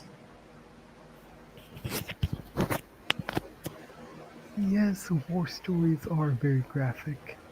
Yeah, they usually are. They tend to be. War, I have heard, is heck, by the way. I've been told it is good for absolutely nothing. I know, right? Say it again. Y'all should say it again. Good God, y'all. Say it again. Yeah. Alrighty. Well, that was that for that. I did catch Rush Hour a few days ago. Yeah. Is that where you heard it first, that song? Yep. I'm surprised. Well, maybe you're a little too young, but there was a movie in the 90s called Small Soldiers. That's where my kids heard it the first time because they use it in that. Yeah. Alrighty, the only thing to get bids on this was the Unknown Soldier going to Jim and the Uncle Sam going to Tony Hayes. All right. Everything else hits the reject pile. I forgot how many references, things that I actually say comes from that movie.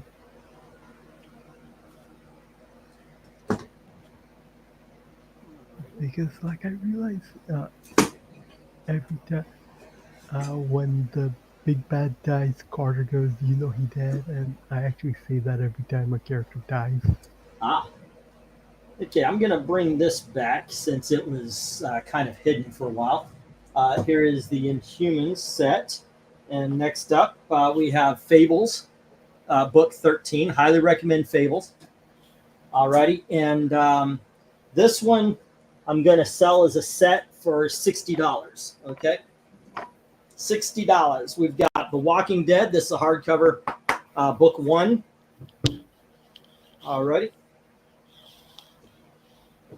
And then you know what? $50. I see this one has a tear right here. Here is book 2. And then we have book 3. Book 4. Here's book 6. And book number 14. So there's really only A, B, and C in this lot. Okay, The Walking Dead is $50. Basically $10 for these and $5 each for those, but I'm selling it as a set. So $50 for The Walking Dead's, Fables, and Inhumans, A, B, and C. All right, let me go for lot 11. There we go. We might just be looking at books right here. More than likely, these will be shipped. If you buy The Walking Dead, they will be shipped on there in a different box, unless you've got I could put them in I could put them in a large brown box. 1, 2, 3, 4, with some others. All right.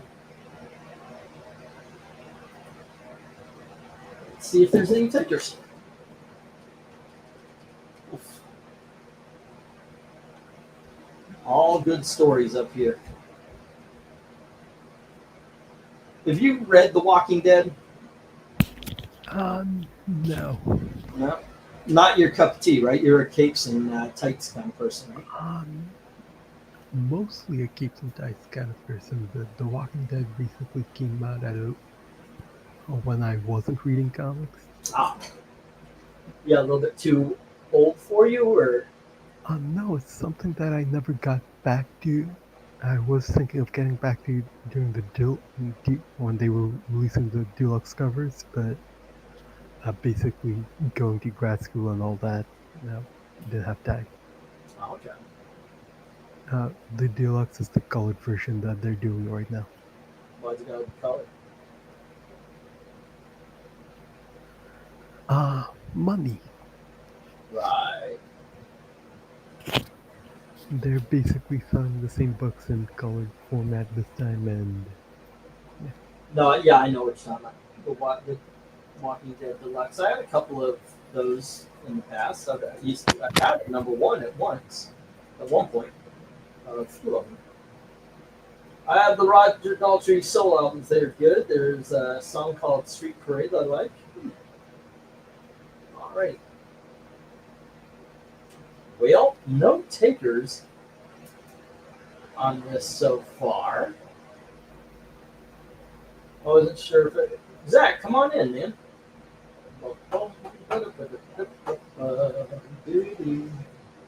So I rewatched. Me and Gail are on an '80s kick. We've been watching '80s movies, and I put on Fish Called Wanda. My goodness gracious, that's a funny movie. I enjoyed the heck out of that again.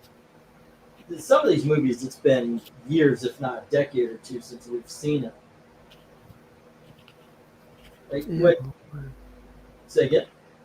yeah, like a lot of movies you did watch a while ago, and it hits you. Sometimes, yeah. Because I was talking about Rush Hour earlier when I was like 13 or something like that. I used to watch it a lot. Yeah, and then it just kind of petered off.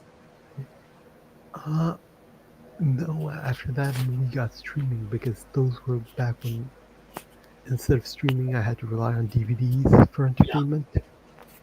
And so I had a limited collection of DVD movies that every Saturday night I'd watch. Yeah, you know what? I was actually thinking I might turn off my streaming services because I've got a lot of DVDs and such, and I'm kind of wanting to rebuild the library. Yeah. Yeah, just go through and watch all the DVDs I have. You know? Erica Boyd saying, "Yes, Zach, please join England team." Dun, dun, dun. Because for a while back, during the sixth grade especially, my DVD collection consisted of the Batman Beyond episode seasons one, two, three, Yeah. Rush Hour, Rush Hour 1 through 3, and then a John Travolta movie collection, Arnold movie collection, and I forgot what the other one is, but the rotation was just those. I wish I had that. Now, I sold a lot of DVDs. I sold a lot of DVDs to help me get to Thailand. Yeah. I wish I had some of my gimmick DVDs. Like there was specifically my Book of the Dead versions of the Evil Dead movies. Yeah. And the Angora sweater version of the Ed Wood movies. I had the box set where it was an Angora sweater. Yeah, and I just remembered the other ones were Jean-Claude Van Damme one and Batman up until The Dark Knight. Alrighty, no love for anything on this shelf. There we go. Let's just take those down right here. We're going over here. We're going to take these books down. They're going to the flea market, I think. Alrighty.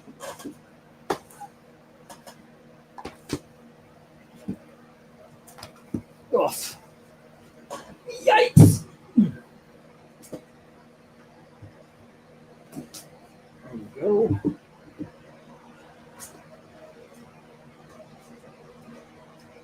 And this is going to the reject box. There we go. Let's see. Let's get the. What are we on here? One more big dog lot. Hopefully, this one will be a little bit more successful than the other one. All right.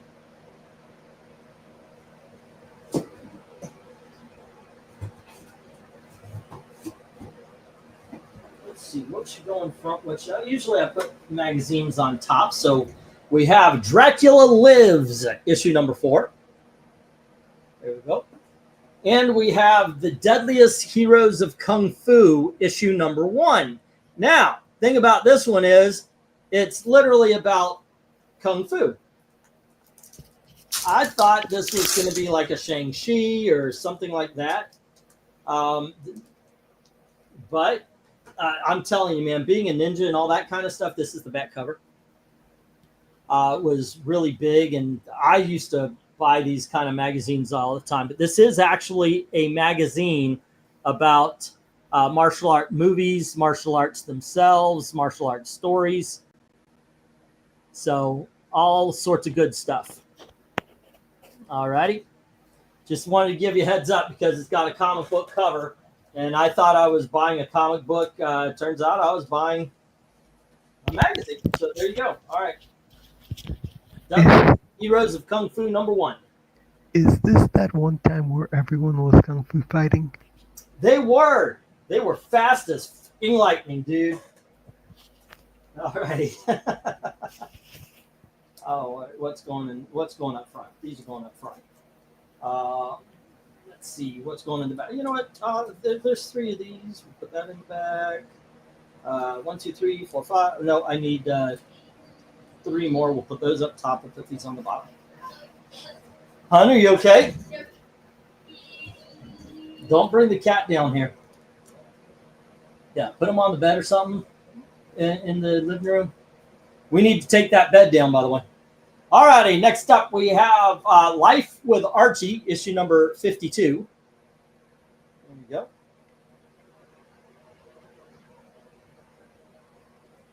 I believe that is, 66?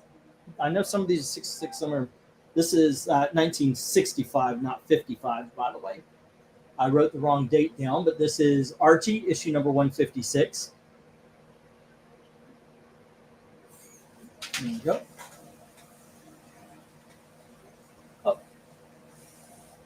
And finally, we have Jughead, issue number 131. By the way, this is in excellent condition.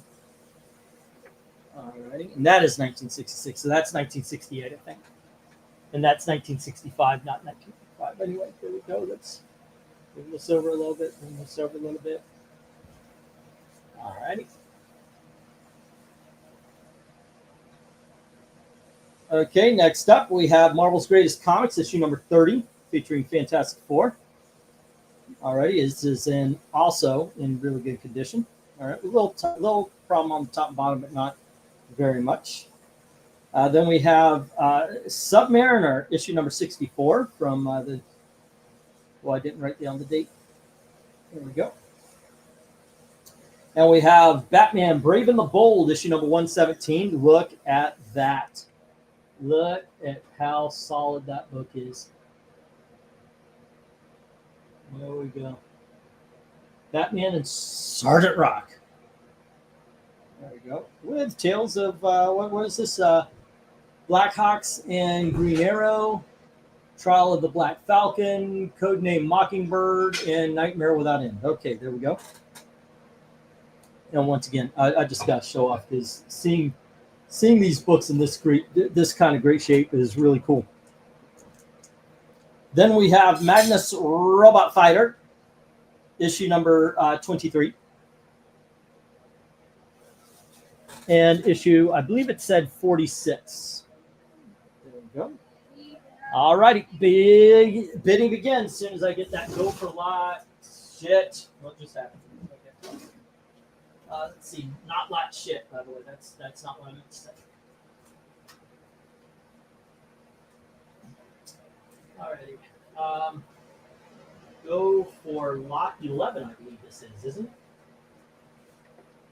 All right, here we go.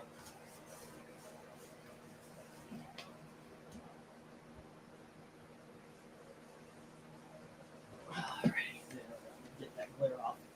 All right away, Jim says 10 on H, getting the Batman Brave and the Bold.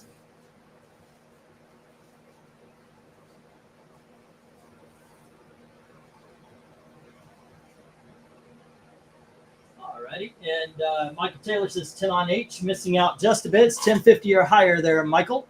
And I'm going to have some books sent out again on Monday, the rest of your books there, sir. They didn't all fit in that one package. Alrighty, boom, boom, that is 117.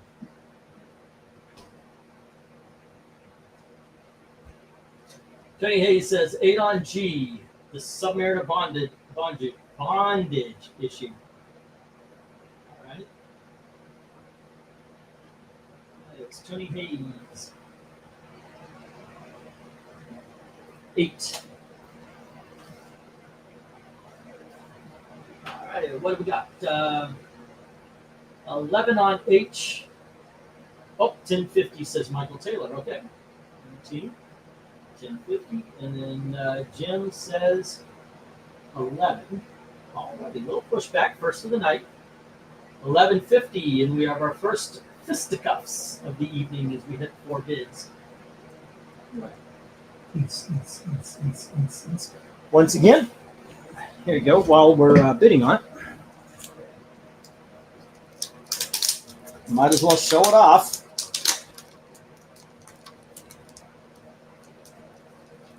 So let's make sure I don't catch the tape. There's no E on this because it's Brave and the Bold. All right, once again, just to give you show this off a little bit. You can see it's all squared up, looking good. All right.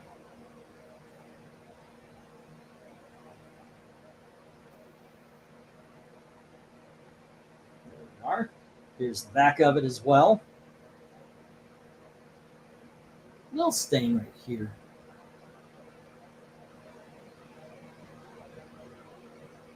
And when we open it, you can see everything is as tight as you want it to be. And here you go. Try to get out of the light so it can show off better. This is excellent condition for one of these books. These 100-page specials are so easy that, you know, to find in, like, all kind of destroyed shape. So when I see one in this good shape, I'm kind of excited. Alrighty. 11 from Jim and 1150 from Michael Taylor and 12 from Jim.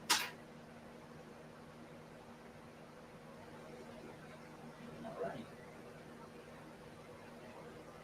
Tony, don't think I haven't tried already. I love the smell of old comics, man. By the way, the Archie provide that very well.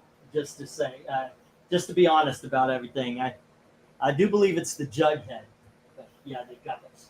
Okay, old paper. That's awesome.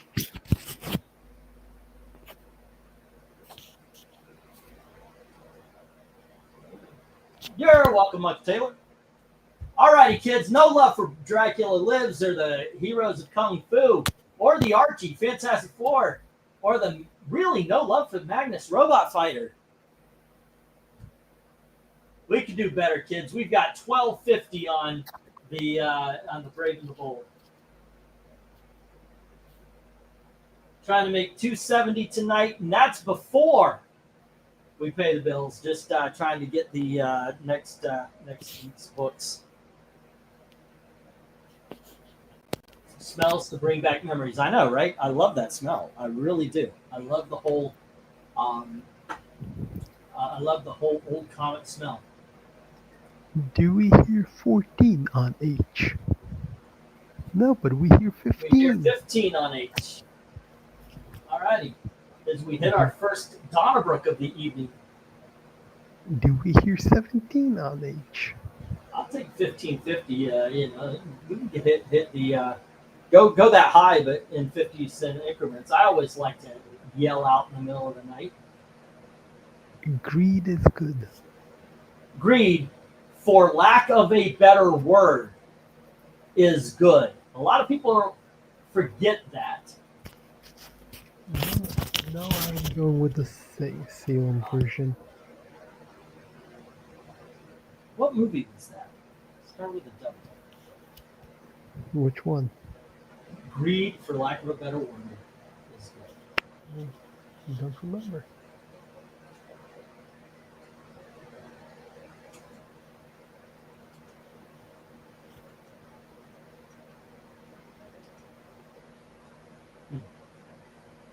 Wall Street, that's it.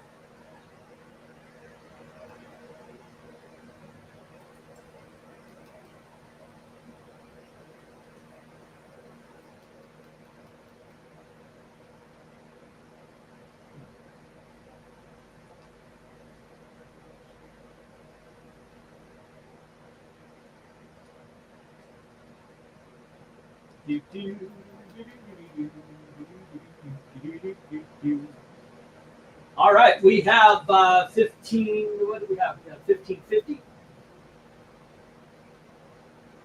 And then we have 16.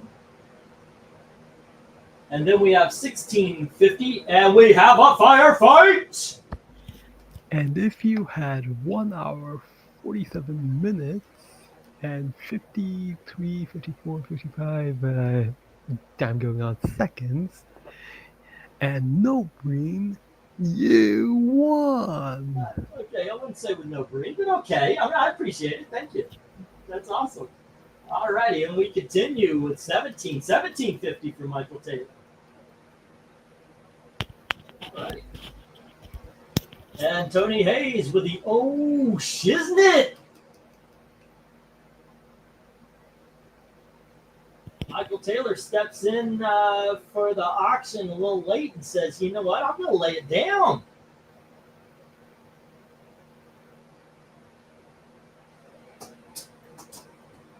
So we hear 18, Jim.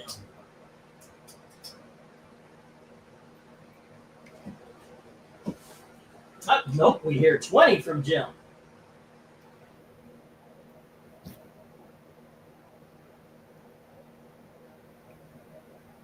Couple of pit bulls going at it, says Tony Hayes. Right.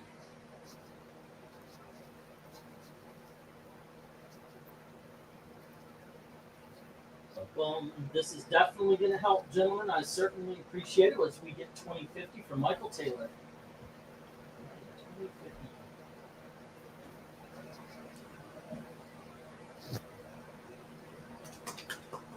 4 short boxes worth of comics. Some for here, some for there.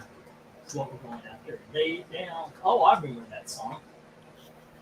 That's a good song. And by the way, it goes. I appreciate the opportunity giving me, Mr. Cromwell, single largest shareholder, and tell the part to speak. It says, well, ladies and gentlemen, I'm not here to indulge in my fantasy, but in political and economic reality. America's become a second-rate power. Its trade deficit and its fiscal deficit are nightmare proportions.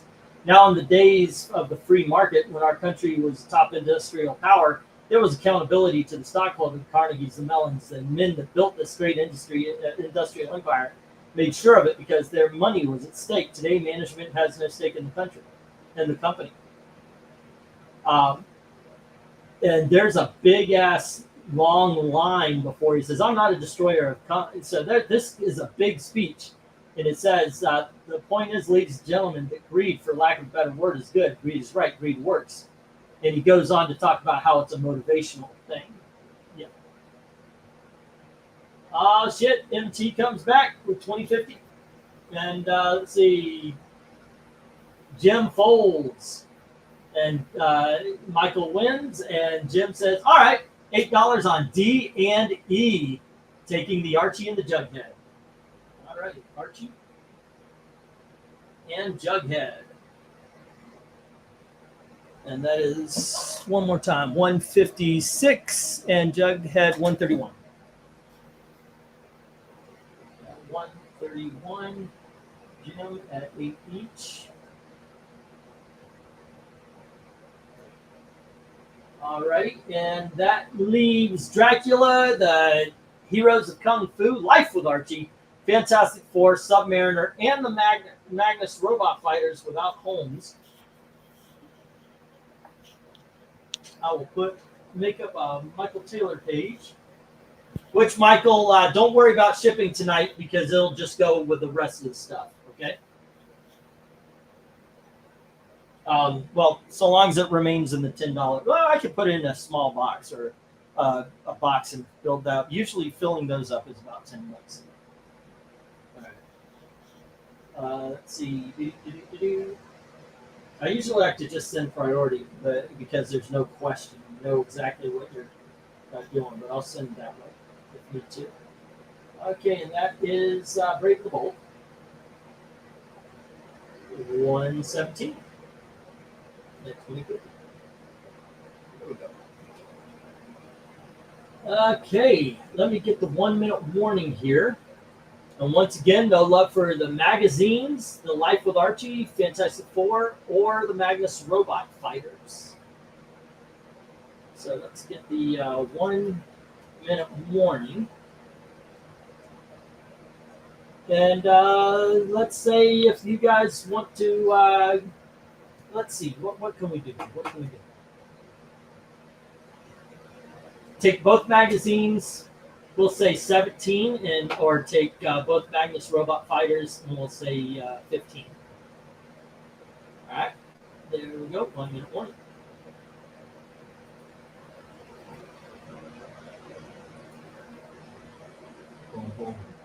So where would you go on this one, Evil Black Cat? Brave and the Bold, and then Fantastic Four. Yeah, okay. Now, I think I'm agreeing with you with the Brave and the Bold, but I don't know. I'd steer towards Dracula Lives in the Magnus Robot Fighters after that. Fantastic Four, I'm pretty sure, is pretty damn good, but I don't know. I got a thing for Gold Key.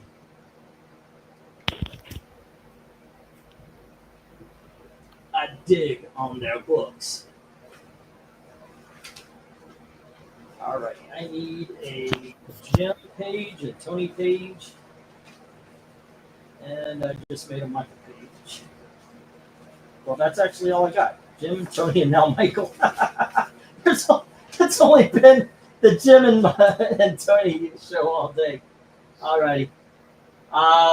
Let's see. Tony had Submariner. And that was 8. And that puts him down at, let's see, 30, 50, 48, 50, 46, 50. And that leaves him with $6.50. All right. And Jim had the Archies. Archie 156. And the Jughead. 31, I believe it was. Okay, there we go.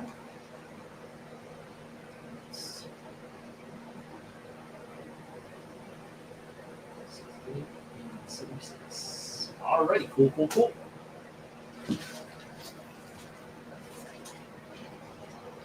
And let's see, $17 for A and B, the magazines. I can't resist a good deal, says Windsor. Alrighty, sir. Hello.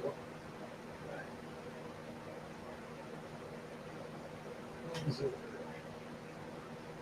With Dracula Lives.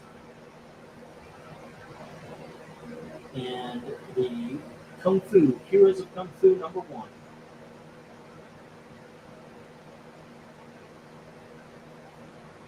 Is $8.50. $8.50. There we go. And hello to Ledger. Alrighty, let me get these down and we will get the next round up. Fun times. Earlier tonight in lot 1, there was X Factor lot that I won. Please give that issue that has Mystique on the cover to Jim as a gift. All right, cool. I'll write. Let me take a little moment out of my time, out of the time here, guys, to write that down. All righty. Give Mystique to Jim. All right. There we go. And where's Jim's page? Jimothy. Here he is. All right. It is X Factor Mystique cover.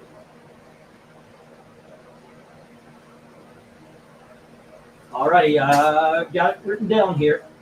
And let's say stop.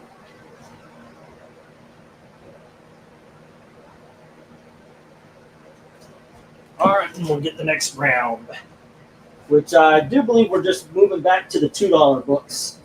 Like I said, I was supposed to get a whole bunch of books tonight, guys. Unfortunately, they didn't arrive, so I went to my flea market and just pulled a whole bunch of books. Hopefully, you guys can find something. Okay, so Brave and the Bold went to Michael Taylor. The magazines to Glenzer. All right. And let's see.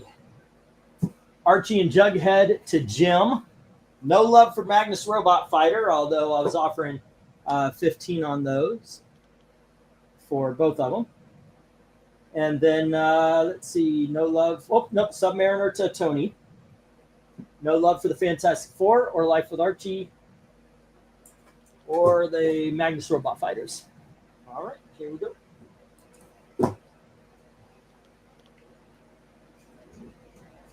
Let's get the next round up. 1, 2, 3, 4, 5, 6, 7, 8, 9, and 10. Let's see. 2, 3.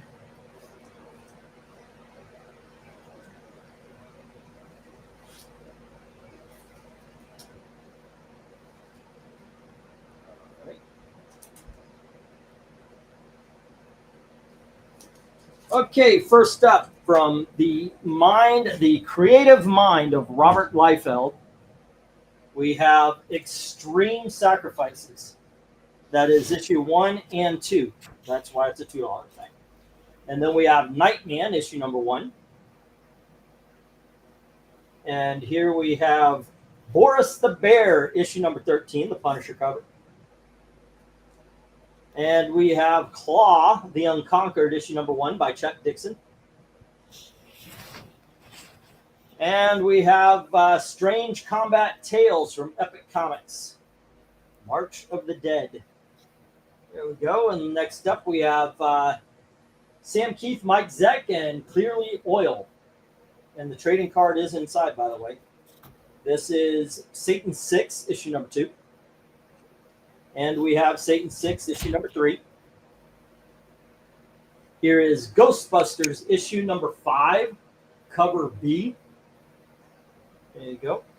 And we have Crash Ryan by Ron Harris. This is issue number 1. And finally, we have Cyber Rad. See if I can't catch the light in that.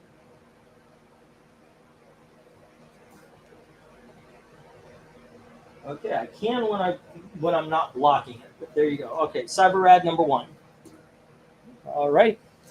Bidding begins as soon as I say go for lot. I think we're on 13, 14? 14. Something like that.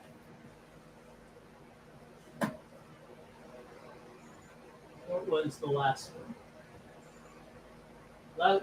Go for lot 11. That was lot 11. This is only lot 12. Okay, we're going for lot 12. Go for lot 12.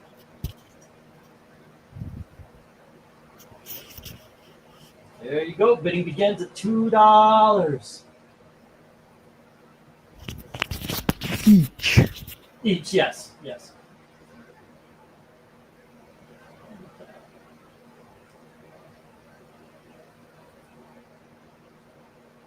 And there we go. We are off. And tomorrow night's rankings are going to be Red Sonja. And don't forget to go on over to Ko-Fi and buy a video topic.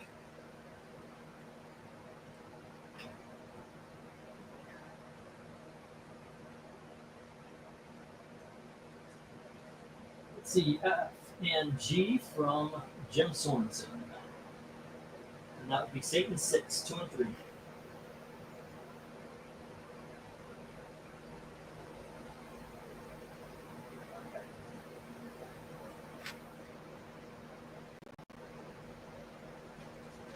Satan 6. I think that's where. No, Nightman is pretty cool. We read. What did we read last time? It was Mantra from the Ultraverse. What a fun time that was. And Tony Hayes says 2 on Crash. Crash Ryan.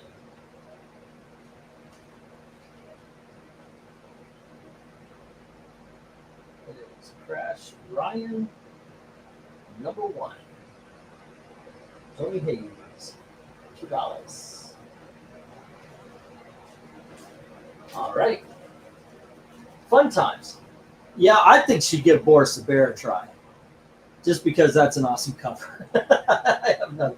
That and Nightman are pretty good. I don't mind the IDW Ghostbusters either. Those are a lot of fun. That's Janine, by the way. Not one of the female Ghostbusters from 2016. IDW did a pretty good mini-series with the 2016 Ghostbusters, but there's no way of convincing anybody that it was good.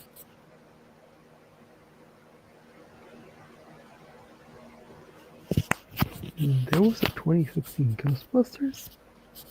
Yeah, some people don't think so. Those people would be right. Mm-hmm.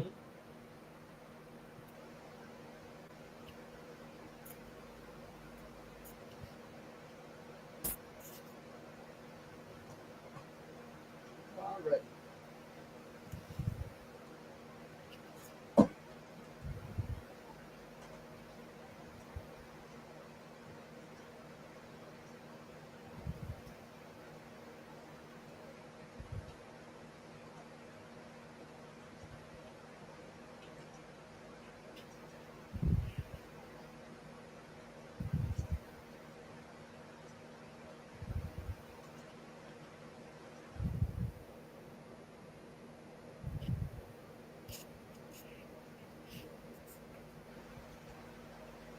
Alrighty, just got buzzer. There we go, and I guess that is the 1 minute warning. 1 minute warning, and we have 2 on F and G and 2 on I and C from Jim and then Tony.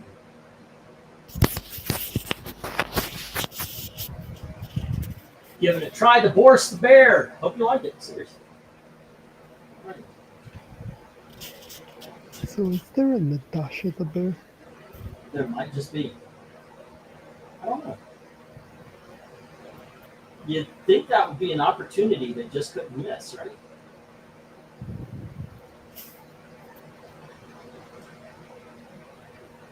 Okay, that is, I think it was number 13. No love for the Chuck Dixon Claw. That surprised me the first time around because I was for sure Chuck Dixon would sell. All right, Jim. Secret 6, 2, and 3.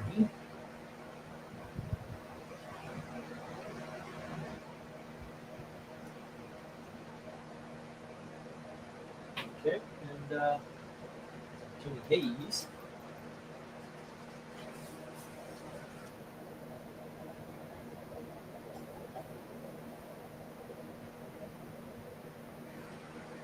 And Crash Ryan and Boris the Bear.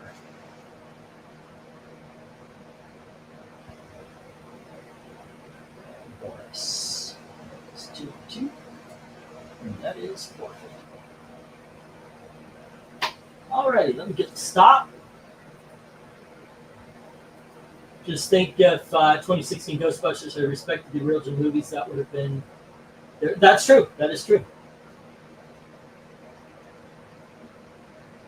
And if they made a movie, I mean, really, they said, "Oh, we just had fun and we were improvising in it," and there was no clear. I don't know. It just wasn't a clear story. It just seemed off. Too much dancing. All righty, let's go. Jim has the Satan 6, and Tony Hayes had Crash Ryan and Boris the Bear. All right. There we go. And whoops, let me get these up.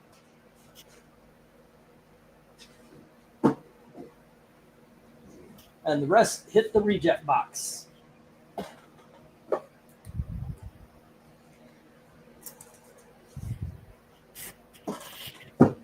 you go. And let's see, what's next? 1, 2, 3, 4, 5, 6, 7, 8, 9, and 10. All right. Let's see. 1, 2, 3.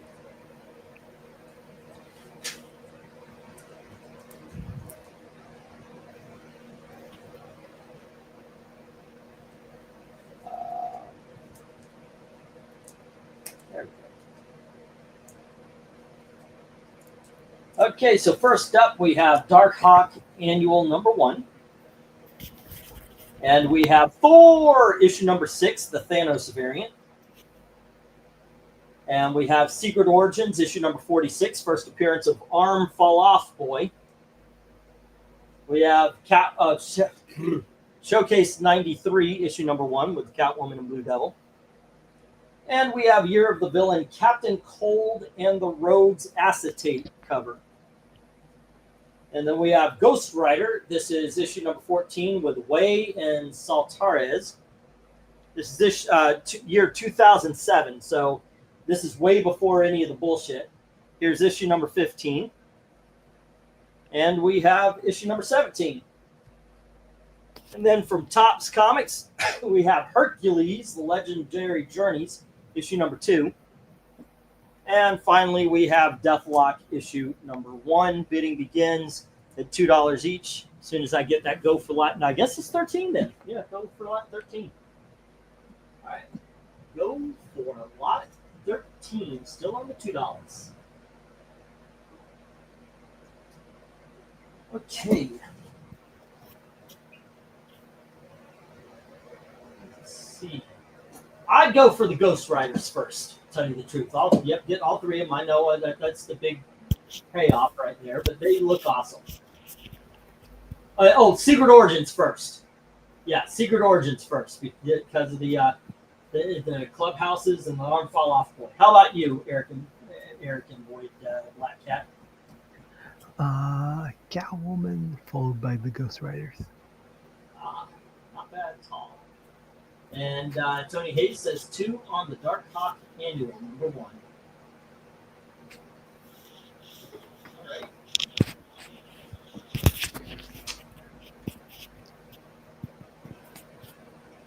So, do on the assault on Armored City. Armored City. Yes, that's the one. Bum bum bum bum. Come on, baby, let the good times roll. So we have a bid on the Secret Origins and the Deathlock #1 from Jim.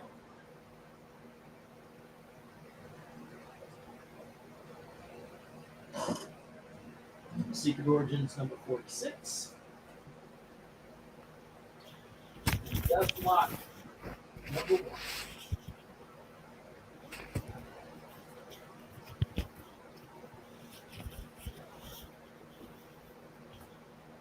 Come on, baby, let the good times roll. Oh, you know what? I also watched this movie. It starred Kevin James and Christina Ricci, where they played assassins. I thought, okay, that's a little different for Kevin James, but it works. You know, I mean, we know he can fight in real life. He was like he trained MA or something. What is that? Multi arts, whatever. I don't know. MMA. MMA. There you go. Mixed martial arts. If you say so, sir. Which one is Kevin James again? Fat guy, King and Queens. Which one's King Queens again? Let me just Google. Leah Remini marries the fat guy. Alrighty. Tony also says 2 on the Hercules. He plays like a UPS driver. The guy with the pose meme. The what meme? There's a meme of him where he's doing a pose. Oh. That's how I know him from. Ah. Basically, he just has his hands in his pockets and is doing his face. Yeah, that's his. Yeah, I see that. All right, Hercules.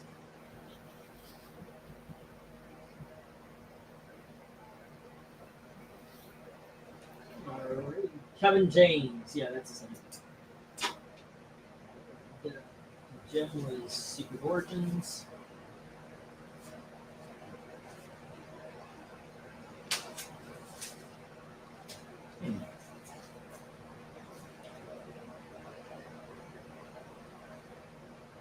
Secret Origins and Deathlock.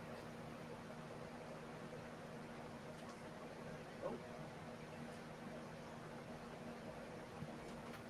And what do we got here?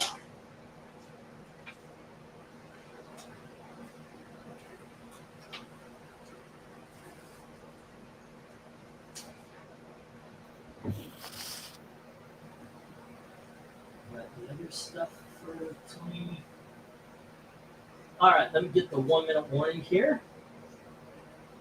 1 minute warning.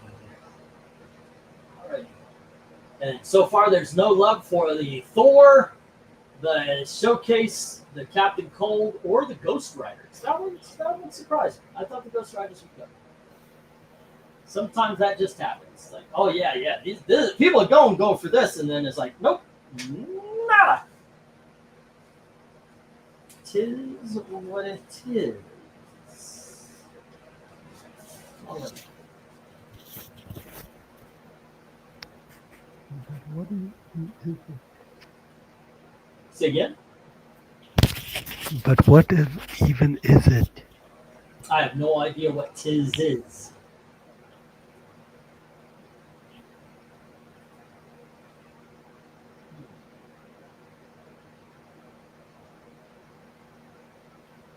Oh, okay.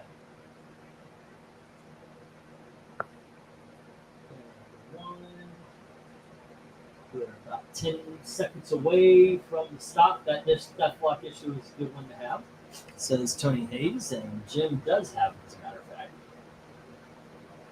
All right.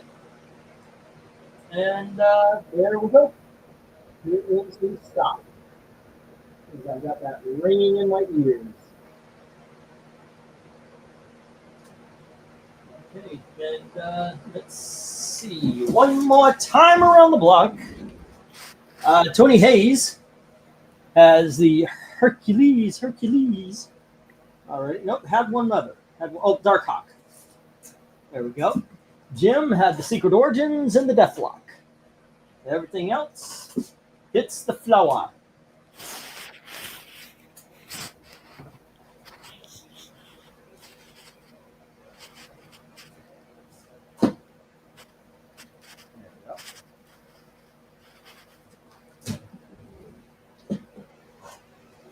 Okay, gang, next up. Well, let me get these in order here. Let's see. Whoops. Forgot to take the tags off the bags. Heck.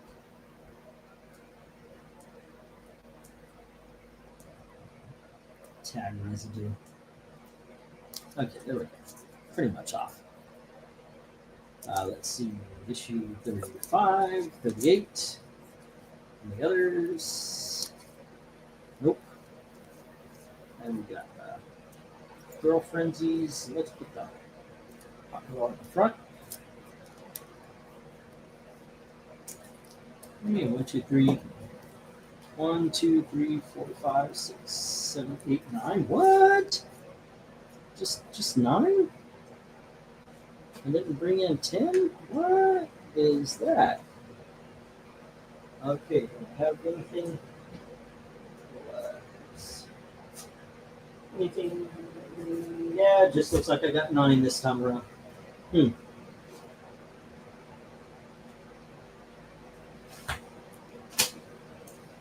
Okay, just because I need to fill out a spot. Here's Clyde Barker, Hokum and Hex again, 1 and 2.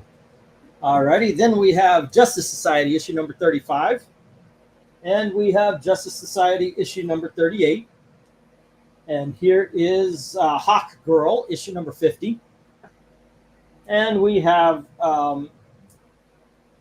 Superman Man of Steel issue number 22. There we go. And we have Girl Frenzy, the Ravens. Alrighty, and then we have Girl Frenzy's the Tomorrow Woman.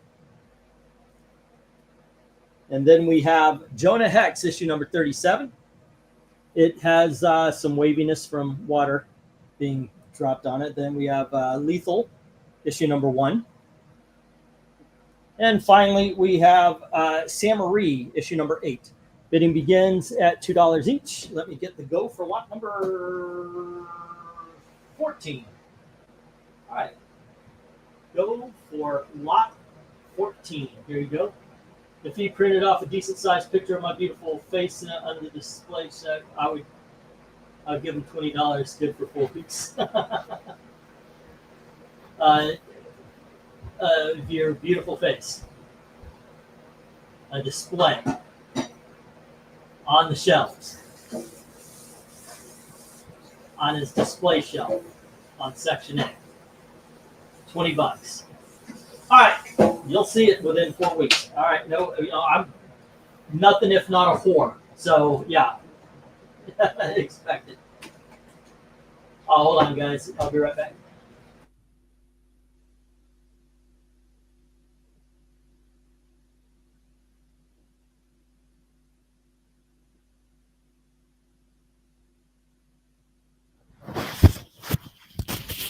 And now it is the Evil Black Cat Show.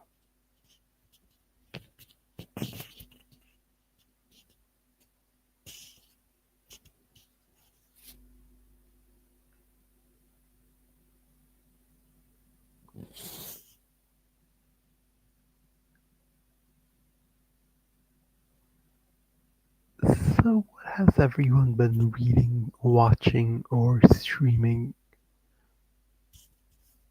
Alrighty, how you kids doing? Yeah, let me just finish up this doc. Yeah, and that is why we need to eliminate all of that before it gets out of hand. What were you thinking? I'm making a mood.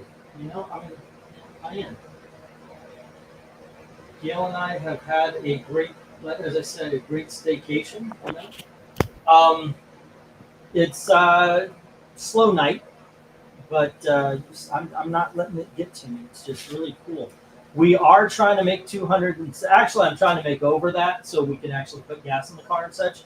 But really, what I'm aiming for is to make sure we can get next week's books, which is about 270.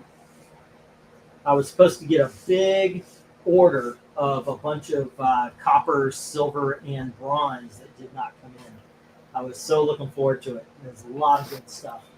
But there you go. If you don't mind helping out, obviously, buy a comic book or go over to the Ko-Fi and drop $5 in the till and say, hey, do this video for us. Do this live stream. And your wish is my command. Our command if anybody wants to join me. But there you go. My sloth and sloth picture. Or my cool fisherman catching a shark picture. Okay. I would actually have to find what that is. I think I just maxed out my credit on that last slide. Sir, you have not. You are sitting at 50 cents. But yes, you're really, really, really, really, really, really close to the end on that one. All right, so far, Jim says C&H. What is C&H? The JSA and the Tomorrow Woman. All right, let me get that in. But before I do that, I'm going to put up the 1 minute warning. All right. You know, in the past, and by the way, I have also, I've stopped drinking a lot of soda, and I started drinking this Pure Leaf tea. This is really good shit. And even though it's sweet, I don't have that overly sugared feeling, which is really what kind of leads me to, oh my God, emotional things. I gotta tell you, it's been nice. It's been nice. Okay, I'm gonna shut up before I start talking about anything. Telling personal stories. Gail got on to me, by the way. She told me, you talk about all of our shit. Well, yeah, I'm kind of an open book. I tell all the stories. It's fine. I like Jim is guarding his order. Remember, that's the JSA and the Jonah Hex, not the lethal. All right. That is JSA, and that was issue number 38. And the Jonah Hex. And that is at 2 each. And right now that would be 8. Boom, boom. Keep that 50 cents. All righty. Cool, sir. All right. Let's see. Let me get the stop here. We'll get the stop. And let's move on to the next one. Yeah, it's kind of a double-edged sword. On one hand, we're moving briskly. On the other, we've only had one firefight. So it's like, okay, you know, not tired, but, you know. All right. Oh, and Monday, we are going to be talking about Shadow Man from Valiant Comics, issues 1 through 4, which have just been a joy to read. Shadow Man, back in the day, Shadow Man was actually one of my favorites. So, yeah, pretty good stuff. All right. Okay, so what do we got here, ladies and gentlemen? We had Jonah Hex. Oh, did I say Tomorrow Woman? Damn it. In JSA 38 for Jim. And did Jonah Hex have a... Nope, it was just that.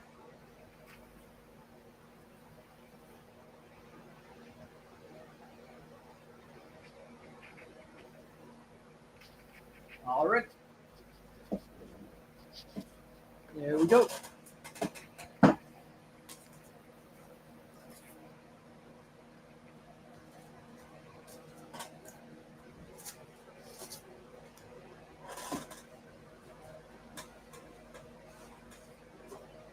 Let's see what we got.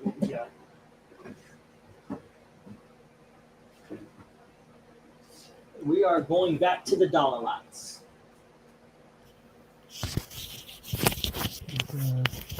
Lot. Say again.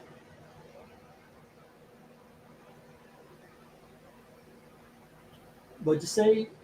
I was saying we're back to the dollar lots. The dollar lots, yes.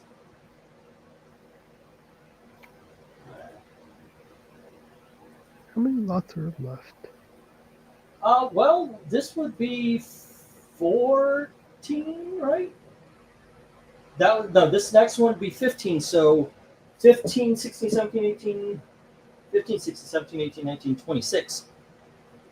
We are at 10:52. Usually we stop at midnight. I don't know. Let's see.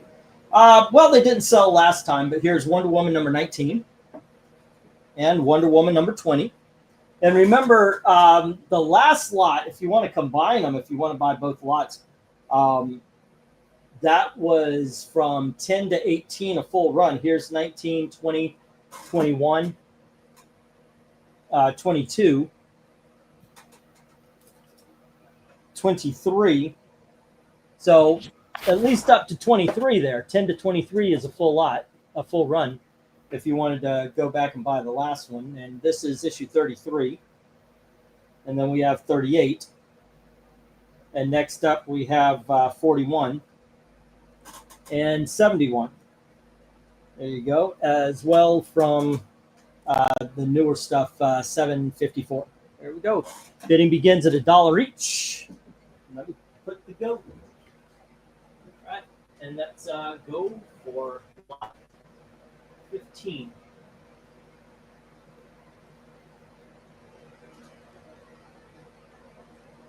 Okay.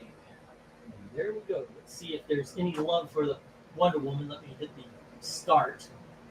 I'll tell you what, I'm just going to put the initial 3, and I'm not going to chase it with a 1-minute warning. It'll just be the 3. If we just look at these.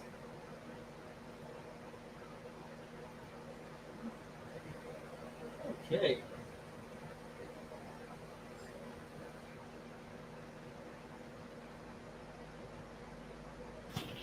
What do we have going on, guys? I would also make action figures if he dressed as the kid from Better Off Dead. $2. The little newspaper one. I delivered newspapers, but I was older than that kid was when I delivered them. We moved up to Tallahassee. It's a college town, so it's hard to get a job. So I got a job delivering newspapers for Tallahassee Herald or something like that. I forgot what it was. No, the Tallahassee Democrat. Guess which way they lean.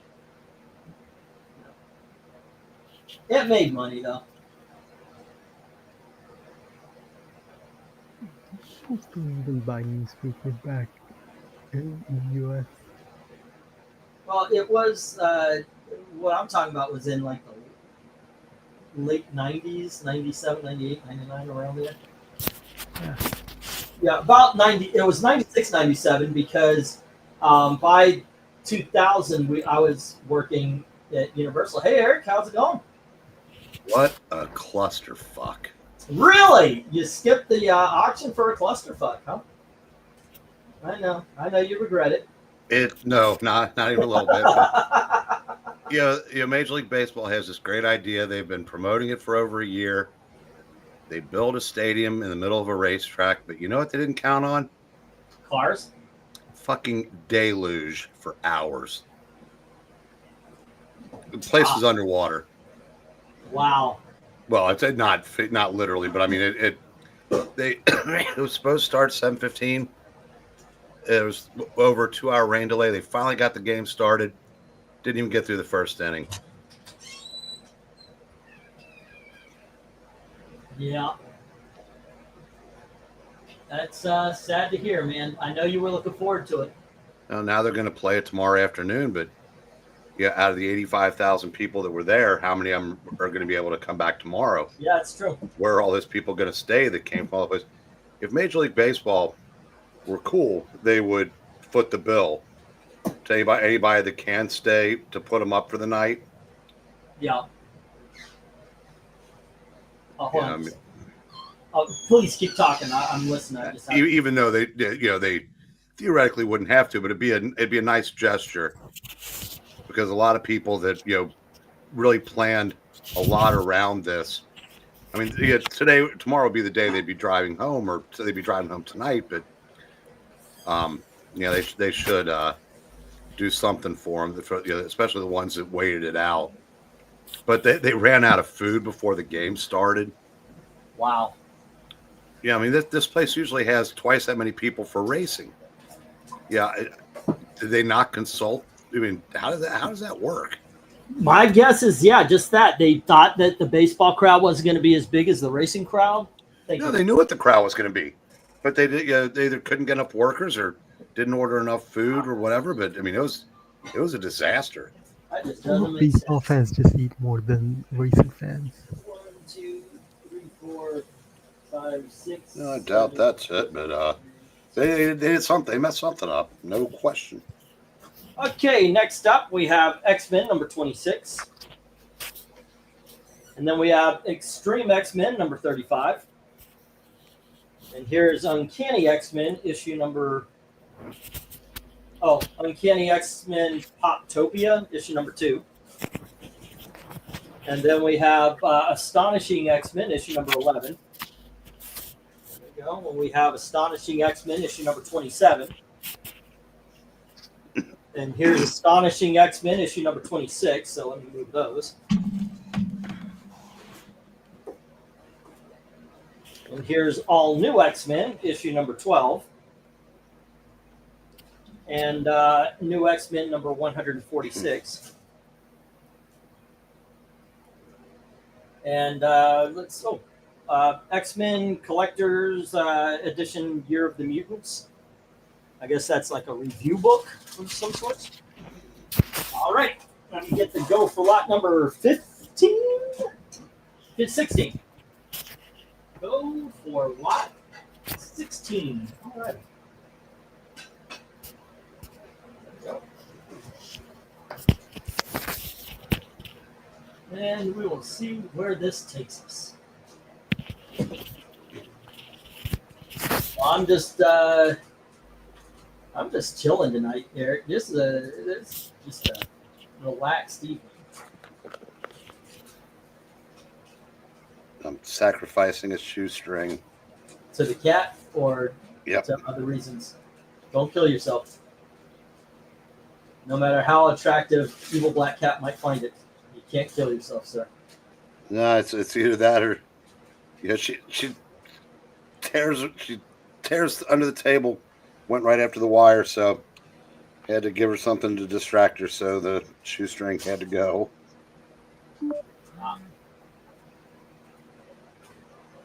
Jim says 1 on A, taking the X-Men 26. All right. At least you have a budget to get more. What, shoestrings? Yep. That's about what the budget covers these days. Yeah. Get it, Coco. All right. Also, if anybody's interested, because I do need the money, I've got Creature Commandos for 100, Silver Age Black Canary for 50, and the first appearance of Huntress for first appearance Eds for 70. I've got the Doctor Strange Omnibuy 1 and 2 for 75 as well. Oh, by the way, I forgot why I came on in the first place. Tony, that would be an inaction figure of E. Oh yeah. Oh, he wants to make a action figures of the team. I'll do Captain America Marvel Essentials 1 through 4. Let's say let's say 50. Doctor Strange 1 through 3, 45.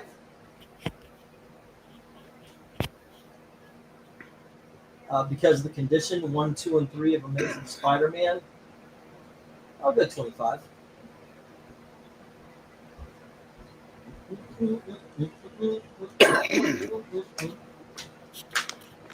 Are you tired? Are you tired out of a hard night of sleeping? Yeah, kind of. You know, Not maybe you. I over. Oh, okay. Maybe I overslept. I don't know. All right, I think it's about time to bring up that 1 minute warning. We've been staring at these comics. 1 minute warning. All right, remember we got 9 books on the table without bids. So let's say you take all 9 for 7. Take the other 9 for $7, ladies and gentlemen. Any takers? We got some X-Men comic books on the board. What up? 1, 2, 3, 4. Wait a second. I didn't put up the last book. How'd that work out? Or did it fall? No? Okay, we have 8 on the board left. Let's say 6. Take the last 8 for $6. You can't sell action figures of the whole team. Fred Flintstone is trademark. Are you kidding me? Eric came before Fred Flintstone. They're paying him. I know you wish. Yeah, I guess I'm at 0. Time to start a tab. Dude, you would definitely be helping out. That is faux show. And once again, I appreciate you not blasting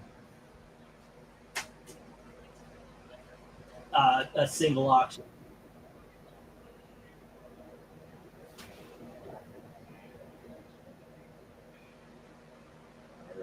So here's something to float by. Evil Black Cat and I were talking before the show about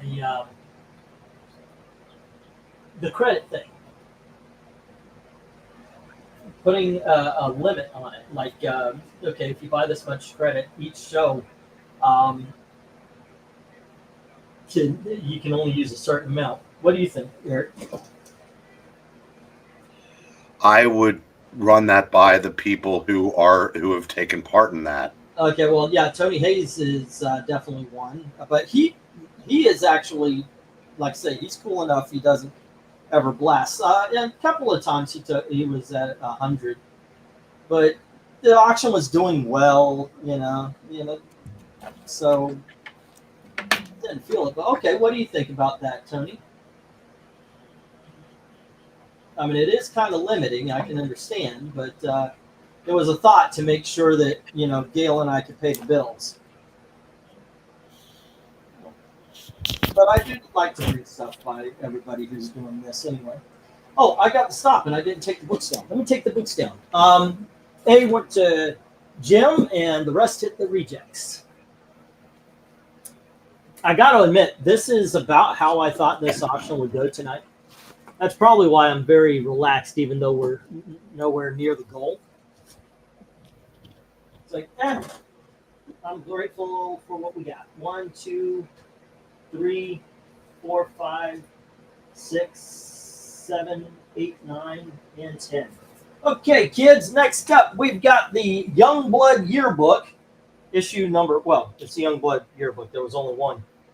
And then we have Speedball. Oh, this was a $2 book in the flea market. Speedball, issue number 9, excuse me. And then we have, this is a 3-pack. It's The Outsider and Captain Cold from Flashpoint are the 2 that are showing. And then we have DC Universe Decisions, issue number 4. And then we have Battlestar Galactica. I thought this was $2. Okay, Battlestar Galactica, issue number 0. And then we've got Brightest Day, the Atom. And then we've got Batgirl, number 41. And here is the Chaos Effect. This is Chaos Effect Omega. That's from Valiant. Cloak and Dagger, issue number 7. And Cloak and Dagger, issue number 17. There you go. Bidding begins at $1 each. As soon as I say go for lot number 17. Okay. Go for lot 17.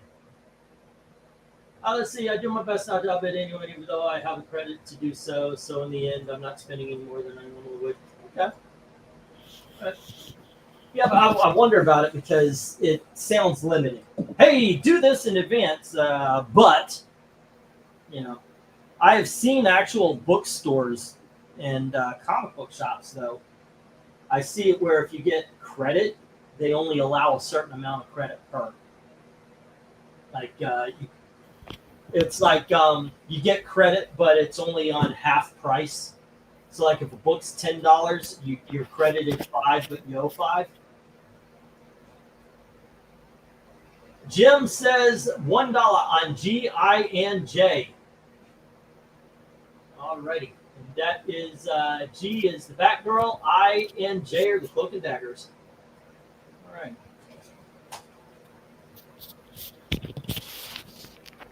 And Zach puts $2 on B for balls.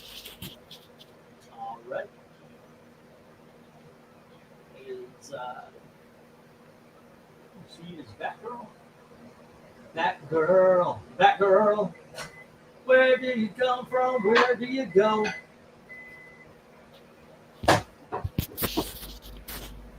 Look at there.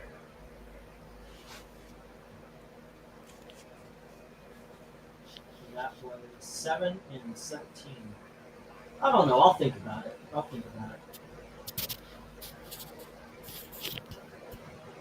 Okay.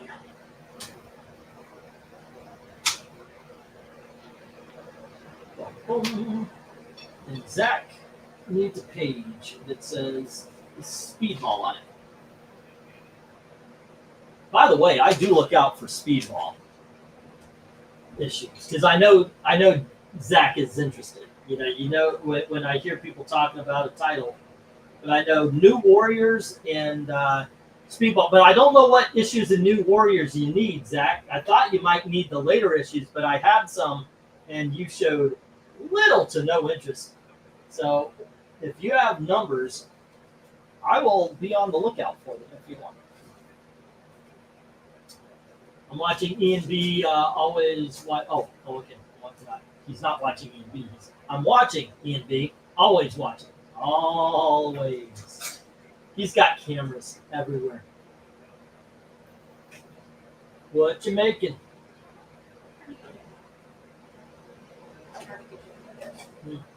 You off tomorrow?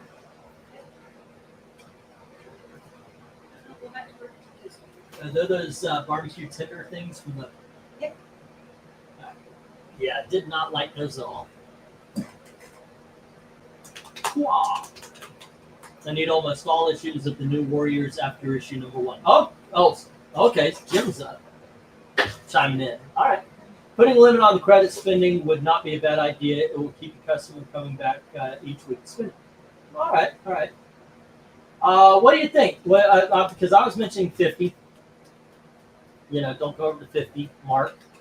I need some 30s, few 40s, and 50s of the New Warriors. Okay, because the ones I brought in, I remember I brought in like I think 60 something, maybe 70. I don't know how. It was later issues. All right, let's get the. Did I get the 1 minute warning? All right. Yeah, let's get the 1 minute warning here. 1 minute warning. So Eric, what's been going on in the world of comics for you? Or the world of geekdom? Not much. No? Not noticing anything conversation worthy, huh? Other than Hickman quitting, another project again. That's his thing, right? Yeah, pretty much. So. But that's not a new thing because they would have Kirby on a title in the beginning during the 60s only to have somebody else take it up. But I know it's kind of frustrating when he seems to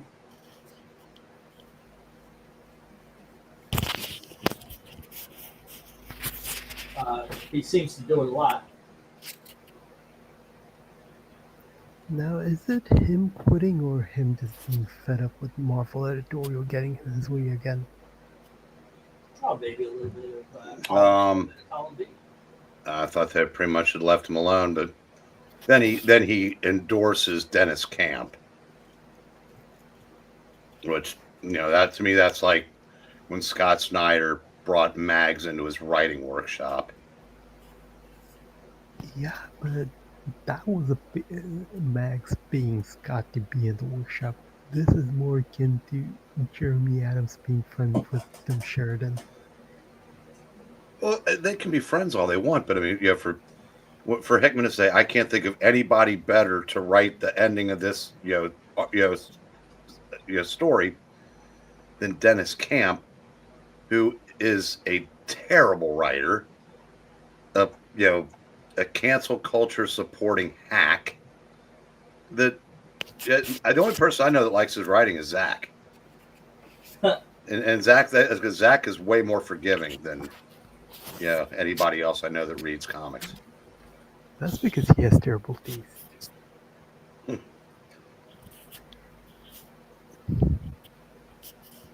Yeah, I work on a Bronx Comic Con, says Black Spiders. Hello to Black Spiders, by the way.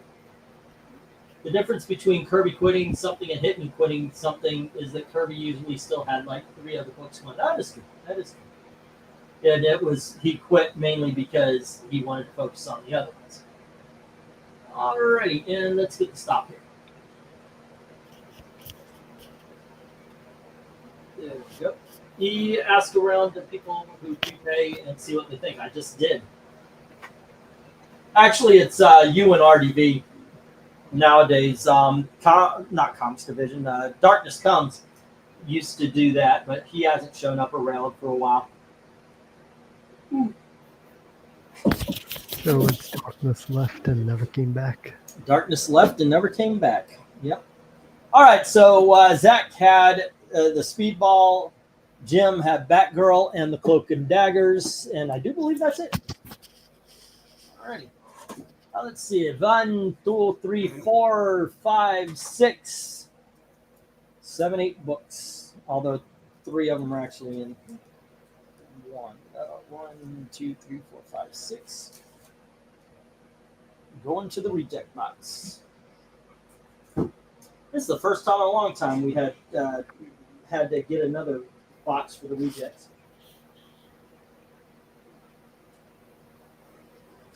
1, 2, 3, 4, 5, 6, 7, 8, 9, and 10.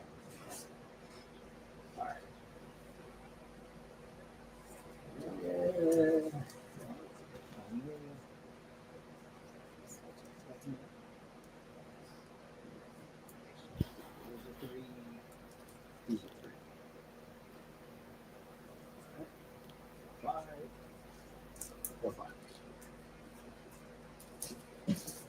Okay, oh shoot.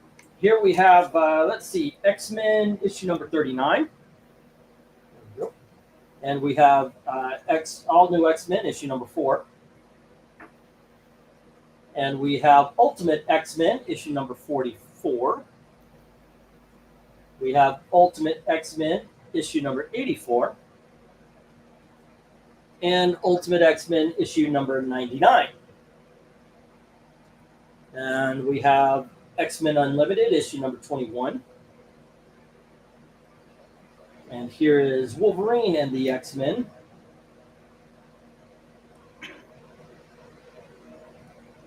And this is issue number 40. Here is issue number 41. And issue number 42. And then a random book called Jenny Zero. Issue number 1.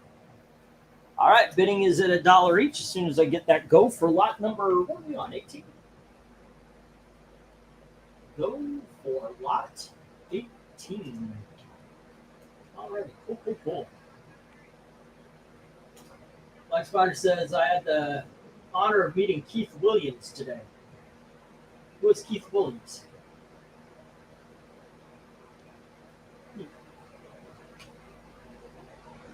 I do not know. Jim says 1 on F, the X-Men Unlimited. Okay. X-Men Unlimited.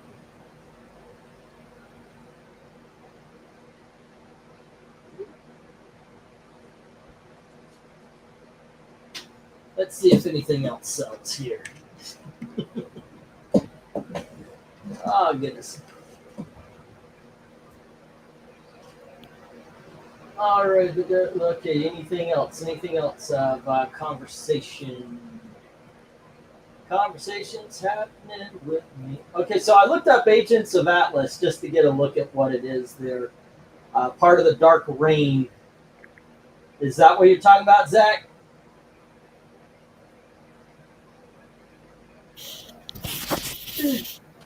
Agents of Atlas was the first all-Asian team from Marvel. Okay. All right. And the start of the transformation of Greg Pak to Asian writer Greg Pak. Ah, gotcha. Understand.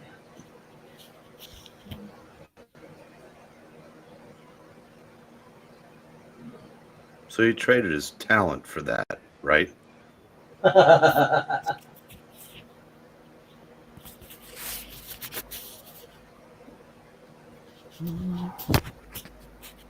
think he still had talent here. He traded it fully up during Gilbert Hawk.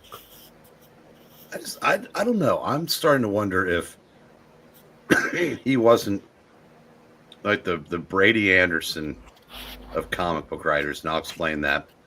Brady Anderson was a guy that played about 13 years in the majors.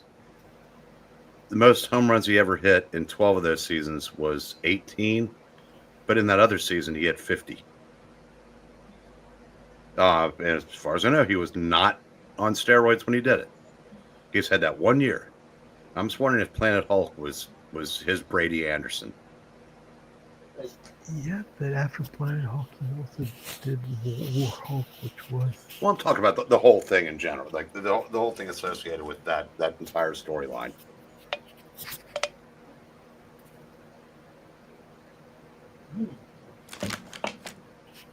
Could be. So World War and Hulk, Planet War, the 50th season, or the first season of Atlas would be the 18th.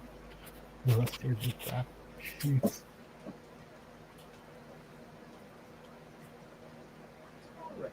And here's the one. Warning, the only book with a bid on it is X-Men Unlimited. All right. Everything else needs a little love, ladies and gentlemen. Once again, let's see. There's 9 left.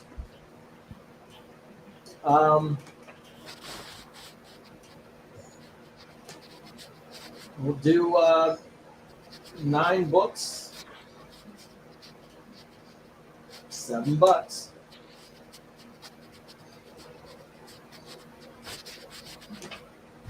Sounds like a dog is trying to sniff the microphone. Is your cat by the microphone? Nope. She's in the other room. Ah. Okay. We got $1 on G, H, and I, says Zach. All right. Getting the Wolverine and X-Men. Yes.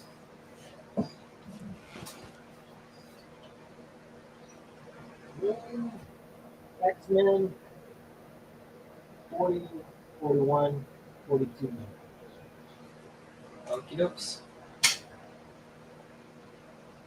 And also, the ringing in my ears tells me it's time to stop this knot. There you go. And let me get these down. Jim had the X-Men Unlimited, and Zach had the Wolverine X-Men. Alrighty, and the rest go to the reject box. Been saying that a lot. Hooah.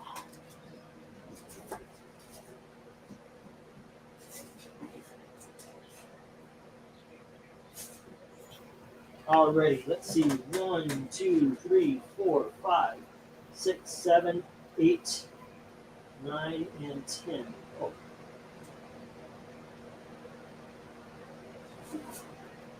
Okay, let's see. Next up, we have Wolverine and the X-Men. It just says 01, so I'm going to assume this is 1. Regenesis, it says, though. I don't know if that's something different. And then we have, oh, man, I need to put these in numerical order.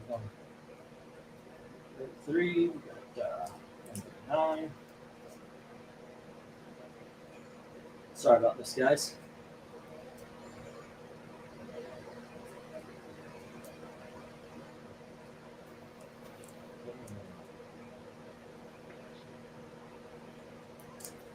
Alrighty, they're all over the place, but they're somewhat numerical order. Well, okay, so Wolverine X-Men 1 right there, Regenesis 1, I guess.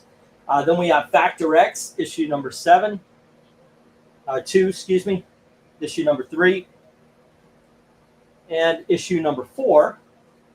That's the Age of Apocalypse miniseries. And then we have, let's see, do I have just a singular that might fit in there? Nope, here is X Factor, issue number 130. And we have X Factor issue number 139 and number 233. And then from who's doing this one? David Ramonde and Reaver. This is Endangered Species, issue number 21 of X Factor, and then issue number 22 and issue number 23. Bidding begins at $1 each. As soon as I get that, go for lot number 19. I think 18 or 19, something like that. Yeah, I think endangered 19. species. Yeah, and I think endangered species is the backup story because if you look at them, they're numbered differently. Okay. But hey, it's Peter David X Factor. You should be getting it. That should be the first to go right there. What do you think, Eric? Yep. Okay, here's the tweet of the night that best describes this evening. Okay. I committed an entire Saturday night to watching it rain in Bristol, Tennessee on TV. All right, so That's about the size of it. Zach says 1 on A, 1 on A, 1 on A. Did I underprice something? Maybe Zach's, like having like a caffeine jitters. Maybe. Zach, you should come on. Yep, that's what I've been saying.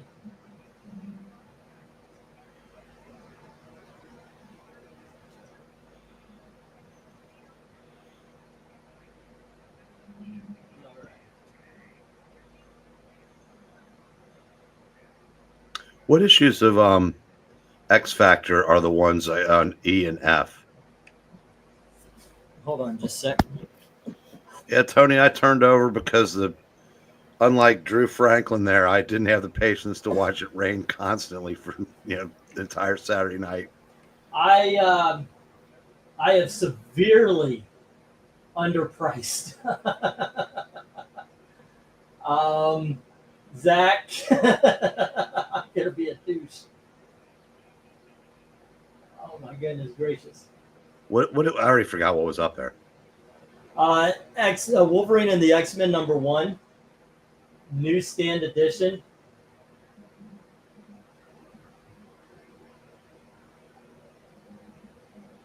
Okay. Yeah, it's some have it up here for 50. There's one guy with 70.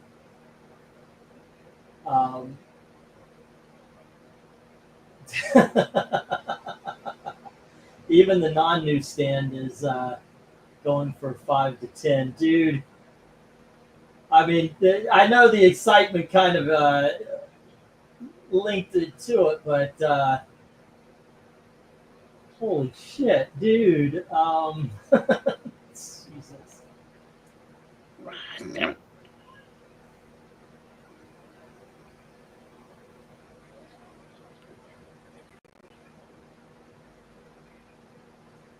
Let's see, I'm playing video games with some guys tonight. Did y'all say? God damn it. I gotta be a dick on this one. I do. I'm sorry, man. This is, goodness gracious. I hate it when this happens.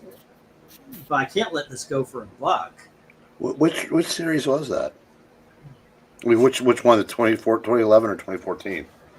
Let me see here, because I was looking it up, and this is 2011. Okay, this isn't. I don't think this is newsstand, but it's the only one. The others don't have the. The other ones don't have. I'm looking at one with the newsstand barcode on it. Yep. It's listed at 4. I'm seeing 8 and 10. Where are you seeing that? And on eBay. Where are you looking? comic book realm. Oh no, yeah, I look at where the sales are happening. 8, 10, 15. And I'm looking at the comments where Zach is saying he doesn't even like his coffee when it's black. Oh, I hate black coffee as well. It's disgusting. Would you do 8, Zach? Would you be willing to go 8 on the Wolverine and the X-Men? And if you're willing to go It- 8, will you go 6? It is in mint condition. It's a big dog. Last time, what 1A? It was a Lex Luthor quote. I didn't know that. What is it from? I like my coffee like I like my women black, cold, and bitter. And Zach says I'll go 10, dude. I'm just gonna put this into the lot for you here. There you go. Thank you. It's from the new Superman movie. 1A. Oh, the okay, the fight thing. Gotcha. All right. What does the cover look like on that? Okay, that's what I thought. Okay. Yeah, the one on eBay is going for $2. Where are you looking? I see. Yeah, $2.12 or best offer. The hell are you guys looking? $2.49. Here's $8.99. I'm looking on eBay. Where you are? I'm on Amazon. Oh, Amazon. That's probably freaking. Yeah, $6.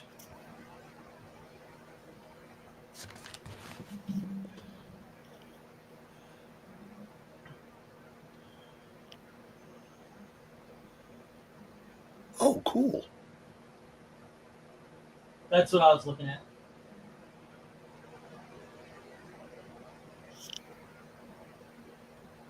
There is one for $5, but that's also got $6 shipping.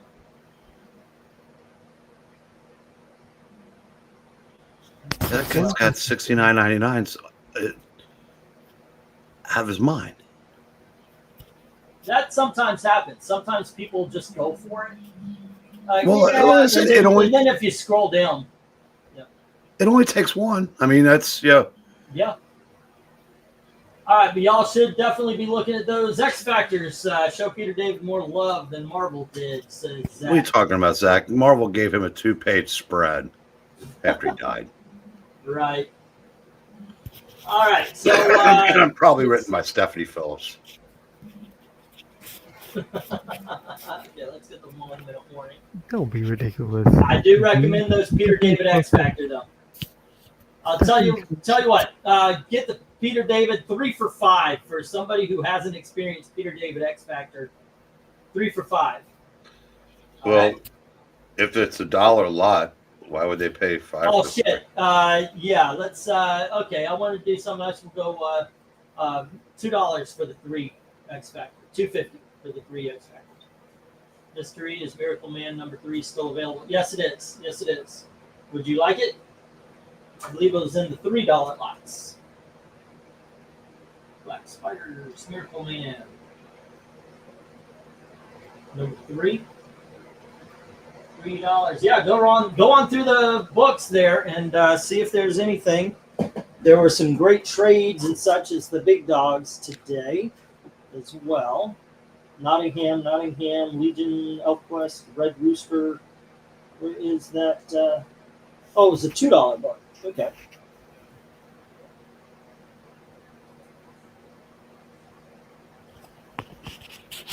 Well, it has come to 4:30 here, so I am bouncing. Yeah, have a good. Well, you take care of yourself, man. Hey, Dark Admiral March here. How you doing? Later, folks. See you, Cap. There you go. What's up? Alrighty, I got you down for it there, Black Spiders.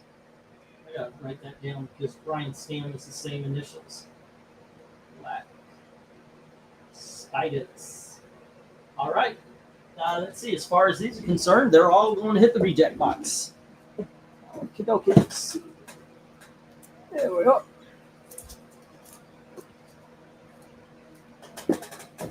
Wow. Let's see, we got 1, 2, 3, 4, 5, 6, 7, 8, 9, and 10. I'm just going to put 9 up there because it looks like the other one does with the others. Okay, so we have X Factor issue number 29. And then we have Wolverine issue number 73. Here is Nick Fury, Agent of S.H.I.E.L.D., issue number 31. From Ed Brubaker, we have Catwoman, issue number 7. From the brilliant pen of Brian Michael Bendis, we have Justice League, issue number 59, where his run starts. Howard Chaykin's Power and Glory, issue number 1. We have The Punisher from Marvel Knights, issue number 29. We have, let's see, Armor and Silver Streak and Megalith, issue number 3. And that's from Comico, wasn't it? And then we have X-Force issue number, wait a second. X-Force are in the next ones. Let's see. What do we got? What do we got? Nah, we'll just leave it up here. We'll leave these 8. What else can I put up there? Okay, let's go for lot 19, or is this 20? This is it, lot number 20. All right. Go for lot 20. We will have one after this one, I think. There you go. Excuse me, just a moment. I'll be right back.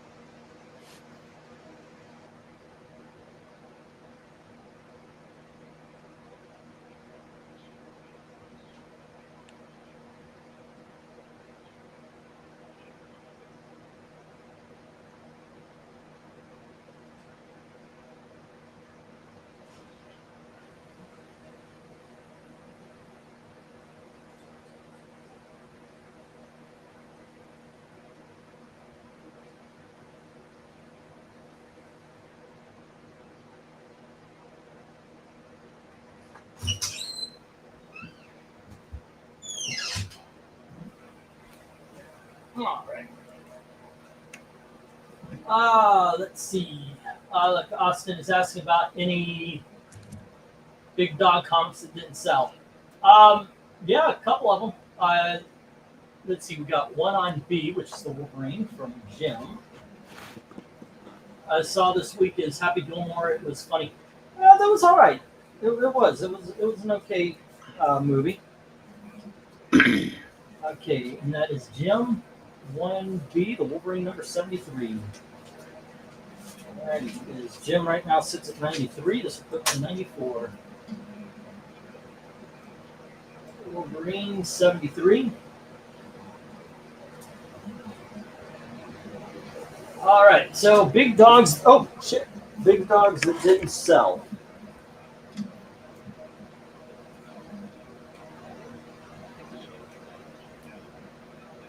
Let's see.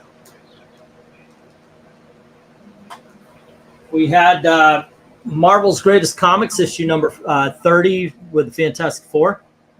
And then Life with Archie issue number 52. And Magnus Robot Fighter issue number 46. And issue number 23.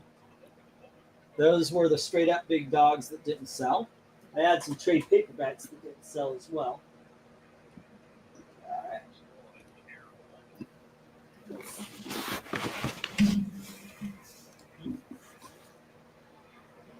A set of 9 issues of the Inhumans mini-series or maxi-series.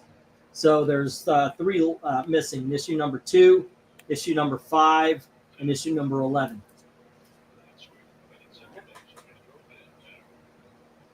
But it's basically $2 for the first issue, and then $1 each for all the others.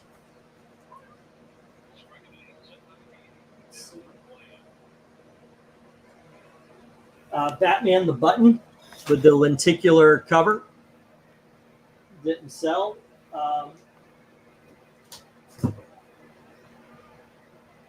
The book 4 of New Krypton didn't sell. That's $6.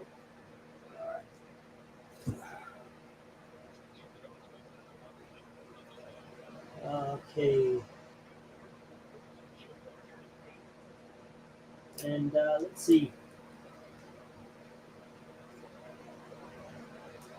Woof. Yikes. How much for the fan? That was $8, Austin. Yes, I washed my hands, Black Spider.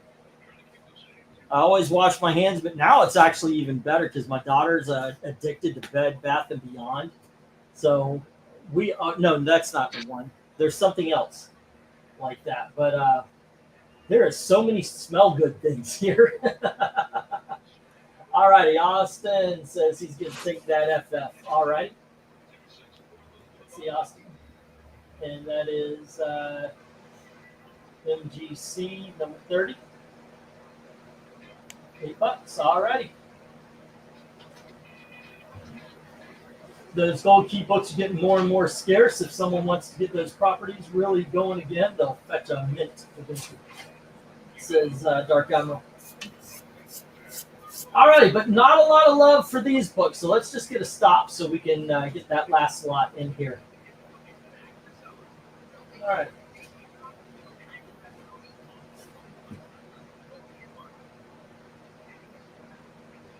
Okay, where is...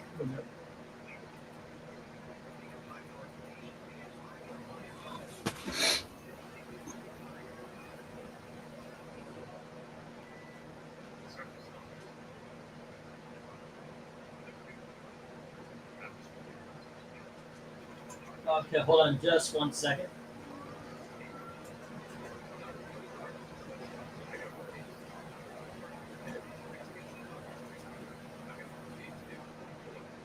Okay, let's see. We only have the one sale, the Wolverine, and everything else hit the rejects. All right. So let's get that here. And all the others into the rejects box. Into the dollar box, rejects box. Oof, god dang it, I keep hitting something.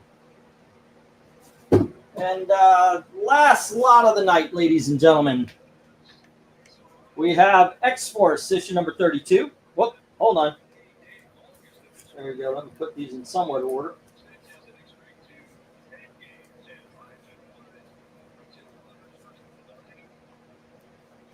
What the hell?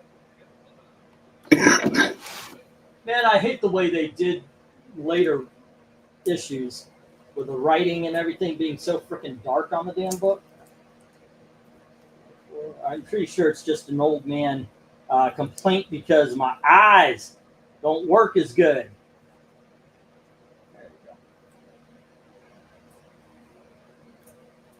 go. Okay, I think I've got everything under control. Okay, kids, we have X-Force issue number 1.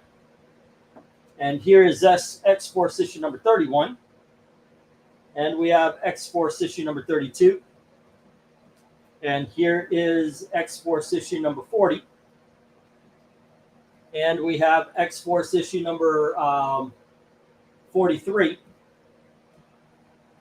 And here is X-Force issue number 61. And here is X-Force issue number 80. And here is issue number 83 and 84. There you go. And bidding begins as soon as I get the uh, go for lot 21, last lot of the night. There you go. That's what I like about you. You can take a jump with one. Yeah.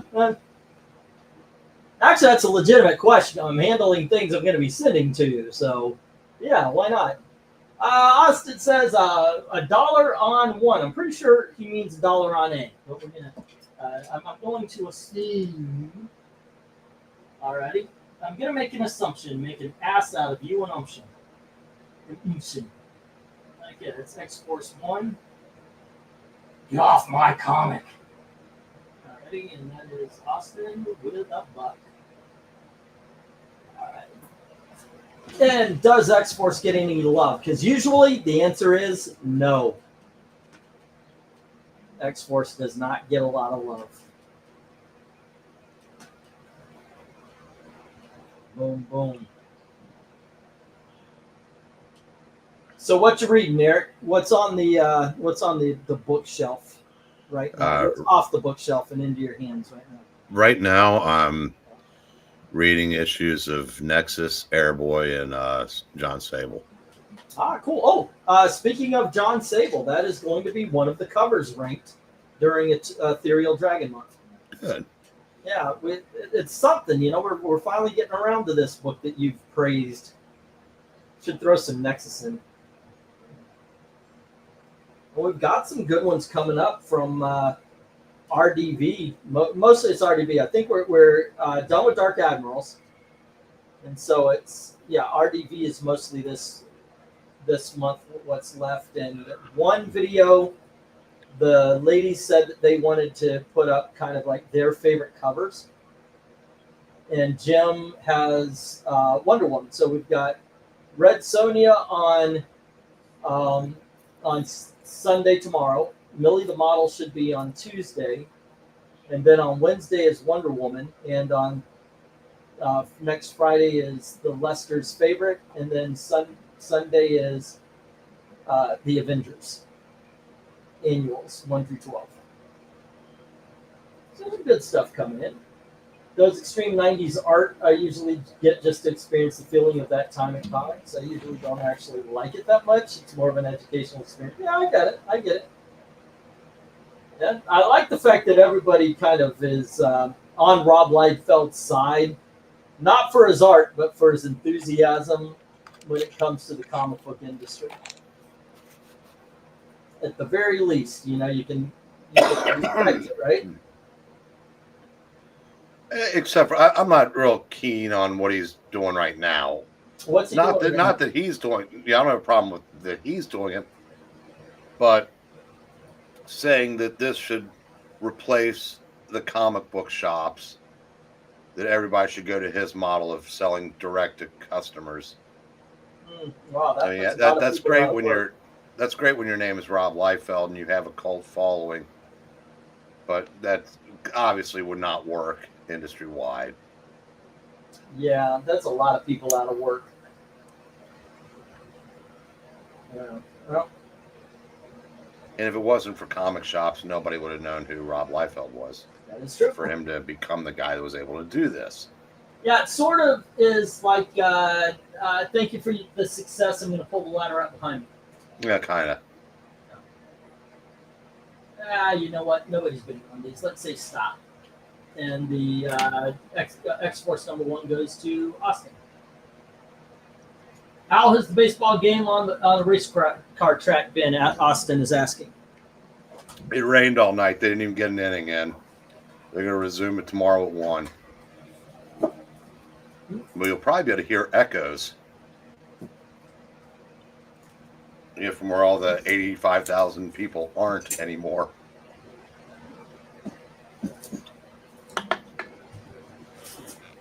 Ah, my goodness. Okay. Well, we have a box and a third of rejects versus a third, 2/3 of a box of bot today. There we go. Let's see. Oh, also had the Batman Imposter hardcover. That's really good. Daphne Byrne. hardcover. Yeah, good stuff. Good stuff. Boom, boom, ain't it great to be crazy?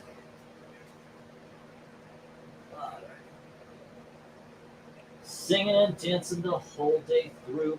Boom, boom, ain't it great to be crazy? Alrighty, kids. There you go. Let's also remember that $100 gets you 125 in credit. We were talking about some new rules. Where it's though that the credit could be. I remember seeing Rob in a con. He won 150 for one comic sign, cash only. That's ridiculous. I would have laughed in his face. Let's see. And then I would have run because he'd probably kick my ass, but that's beside the point. X-Force 1. And that was $1. So Austin has Marvel Greatest Comics starring Fantastic Four number 30 and X-Force number 1. And that is $9. Alrighty. And let's see. Next up, we have Black Spiders with Miracle Man number 3 for $2. That was it. All right, we have Jim, who had Red Sonja Annual number 1 for $1, Mantra number 1 for $2, Secret 6 number 18 for $2, Tangent, the Green Lantern, and the Nightwing. And then let's see, Injustice number 2 for $8, Volume 2, Injustice 2 Volume 1 for $8, Injustice Year 1 for $15, JLA Year 1. That one hurt, but you're gonna love it. You're gonna love it. Year 1 for $20.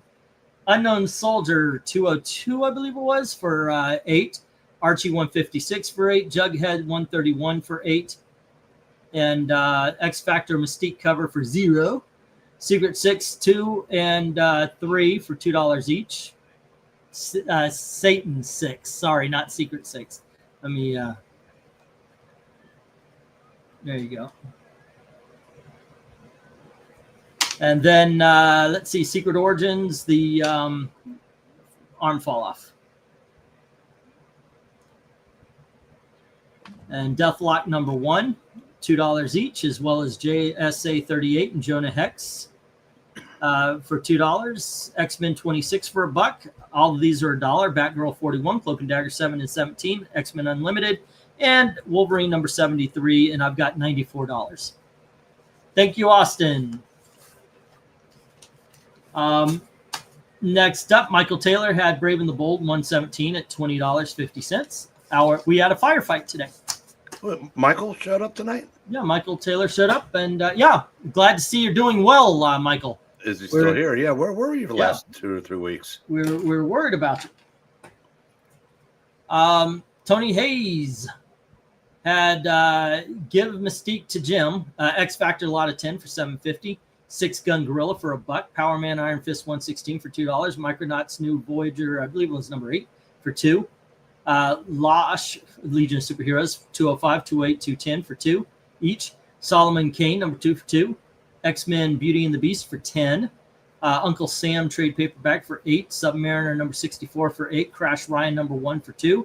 Boris the Bear number 13 for $2. Dark Hawk Annual number 1 for $2. And Hercules number 2, I believe it was. I didn't write down the number, but it's the only Hercules here for $2. And that brings you down to 50 cents, which you said, just forget about the 50 cents. So, okay.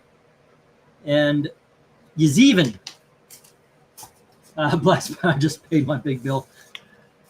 All righty. But what I was going to say is for the advanced payers, you pay 100, get 125 credit, but to avoid, because my wife and I need the bill money every week, to avoid being crushed, we are going to put a $50 limit on the credit. And each week. So there you go. We'll see how that goes. We'll see how it goes. It's on trial basis. There's quite a few of these artists that want mint for their art autographs. I went to a Night of Living Dead convention, and the autograph pick prices were ridiculous. One of them spilled the tea. Yeah. Oh, go ahead. Sorry. I was going to say, I wouldn't. I'm probably the wrong example, and I like Liefeld, but I wouldn't The 150. If you took the 1 and the 0 off of it and left the 5, I wouldn't pay 5 for an autograph. So, but 150. That's ridiculous.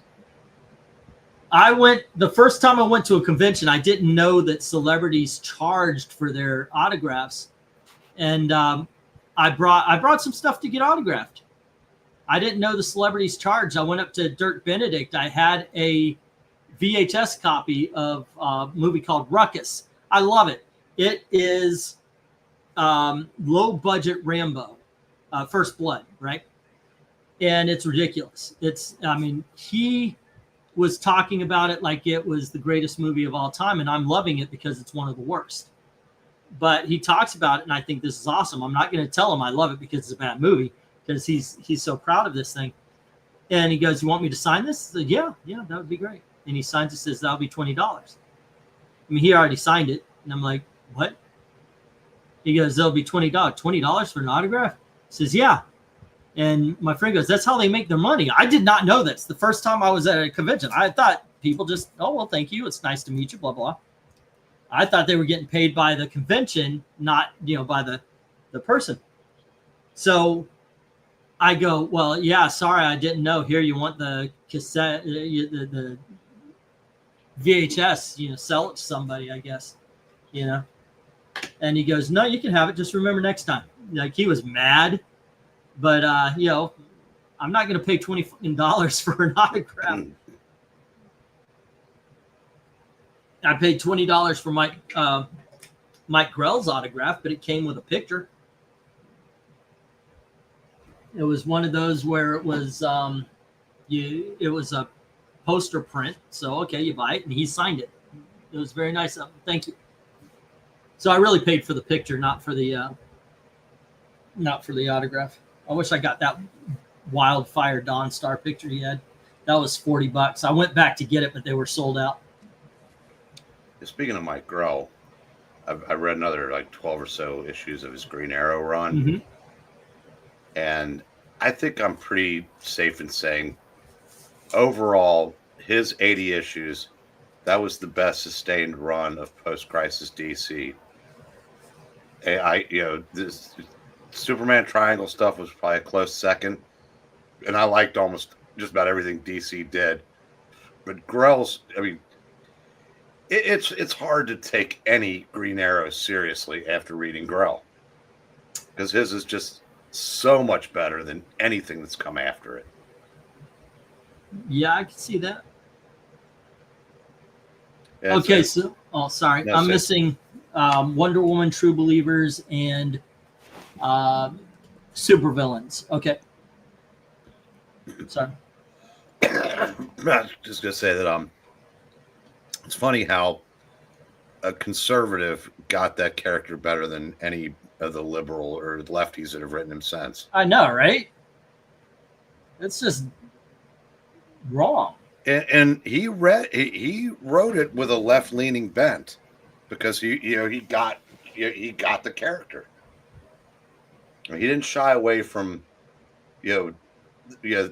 topical issues and basically approaching them the way someone who leaned left would. But he didn't also embarrass the other side, which is something that I said obviously most modern writers do. Right. Okay, Medic trade paperback, Mr. Terrific, and Hulk annual. I'm glad somebody got that. What? The Hulk annual. Yeah, this issue number 7. It would have been a big dog, but it's got a little water damage, so I put it at the 5s. I still thought it was worth it. And let's see, then we have 8 Injustice, 15 Injustice, 20, got those.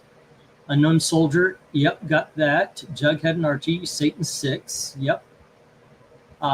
Secret Origins, Deathlock, we're good. $2 JSA and Jonah Hex, yep. And then we've got X-Men, Batgirl, Cloak and Dagger, X-Men Unlimited. Yep. And Wolverine. Okay, cool. So it was 3, 6, 9, 19, 24. So it's 98, 108, 118. 118, Sir Jim. Okie dokies, artichokes. That is where we are standing.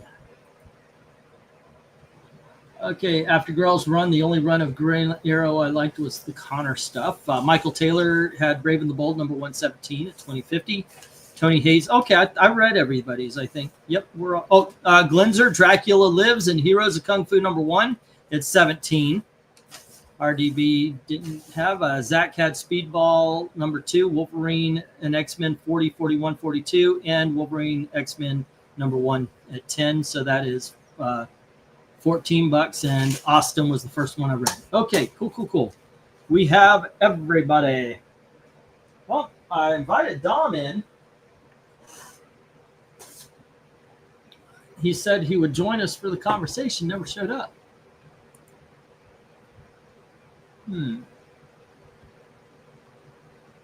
He said, I just got the message, sure, I'll assist in the conversation, 10:46. Okay, well,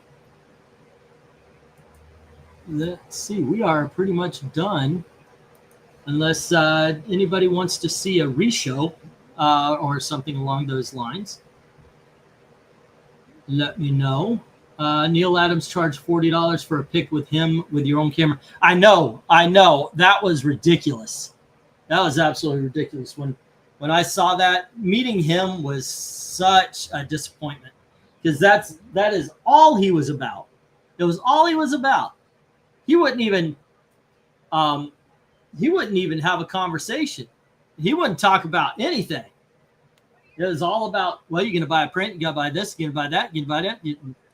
All right, look, never meet your heroes. You know what? One day, sir, I'm going to have a YouTube channel and I'm going to roast the fuck out of you. That's what I should say. Yeah. Because that did happen. I love his art, man, but that dude was a douche. How much do I owe you for shipping of all my comics to get them to me by Saturday? Hold on just a second. Let me check that out. I'll be right back. You want to entertain the troops. I'll be right back. You know what? It's in the dark. Let's say 20, because I know I've got multiples from you, and I know it's probably going to take a big box. I'm running out of short boxes. The only ones I have are the ones I use for the show. So I do have, though, a good sized box that will fit as much as a short box in. Sent one to Jim. Jim didn't seem too happy about it. So, but if you need to, I will. If you insist, I will go out and I'll buy a short box for you. So let's just say 20. It's actually about 23 to ship a short box, though. So. Yeah, 23. Let's say 23. There you go. All right. Just to let you know, I'm probably not going to be here next week, spending most of Saturday at a con. Hey, you got to give somebody else your money sometimes, I guess. Yep. But I am expecting a good shipment next week if they actually do what they said.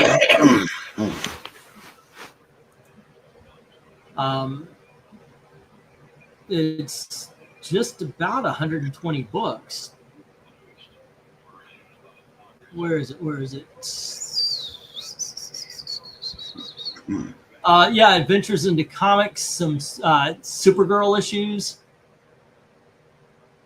and All-American Men of War, number 115, Amazing Heroes 37 with a Rocketeer, Interview with a Vampire, number 1, Aquaman 44 and 54, Charlton War comic, Backlash Spider-Man, why not?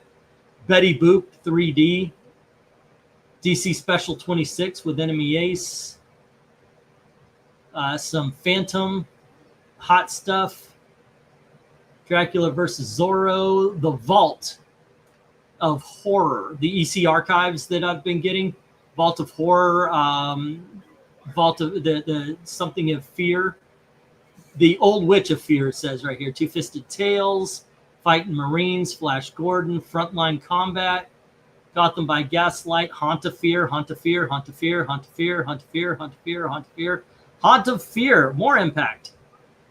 The Just Imagine set with Stan Lee.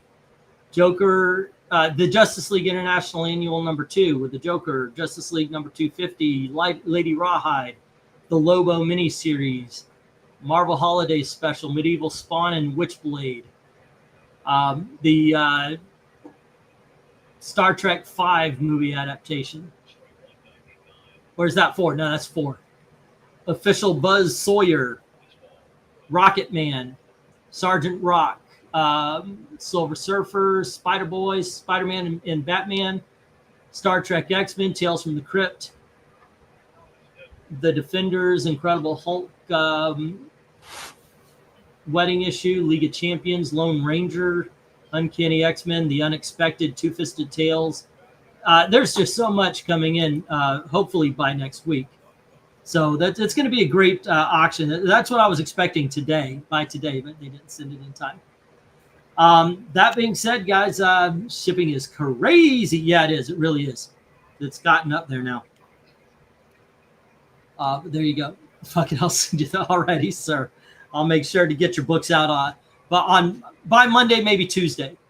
I do not I feel really bad about being tardy on people's books, and I apologize. It's one of the things I'm trying to get rid of and catch up to, so I'm not stressed out anymore.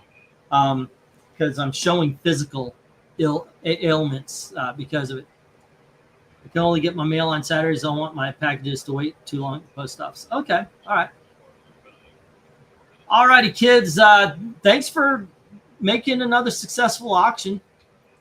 And tomorrow we're doing Red Sonja covers. So join us for that. And as always, thank you very much for watching. Have a good night. Good night, kids. All right. Fun times.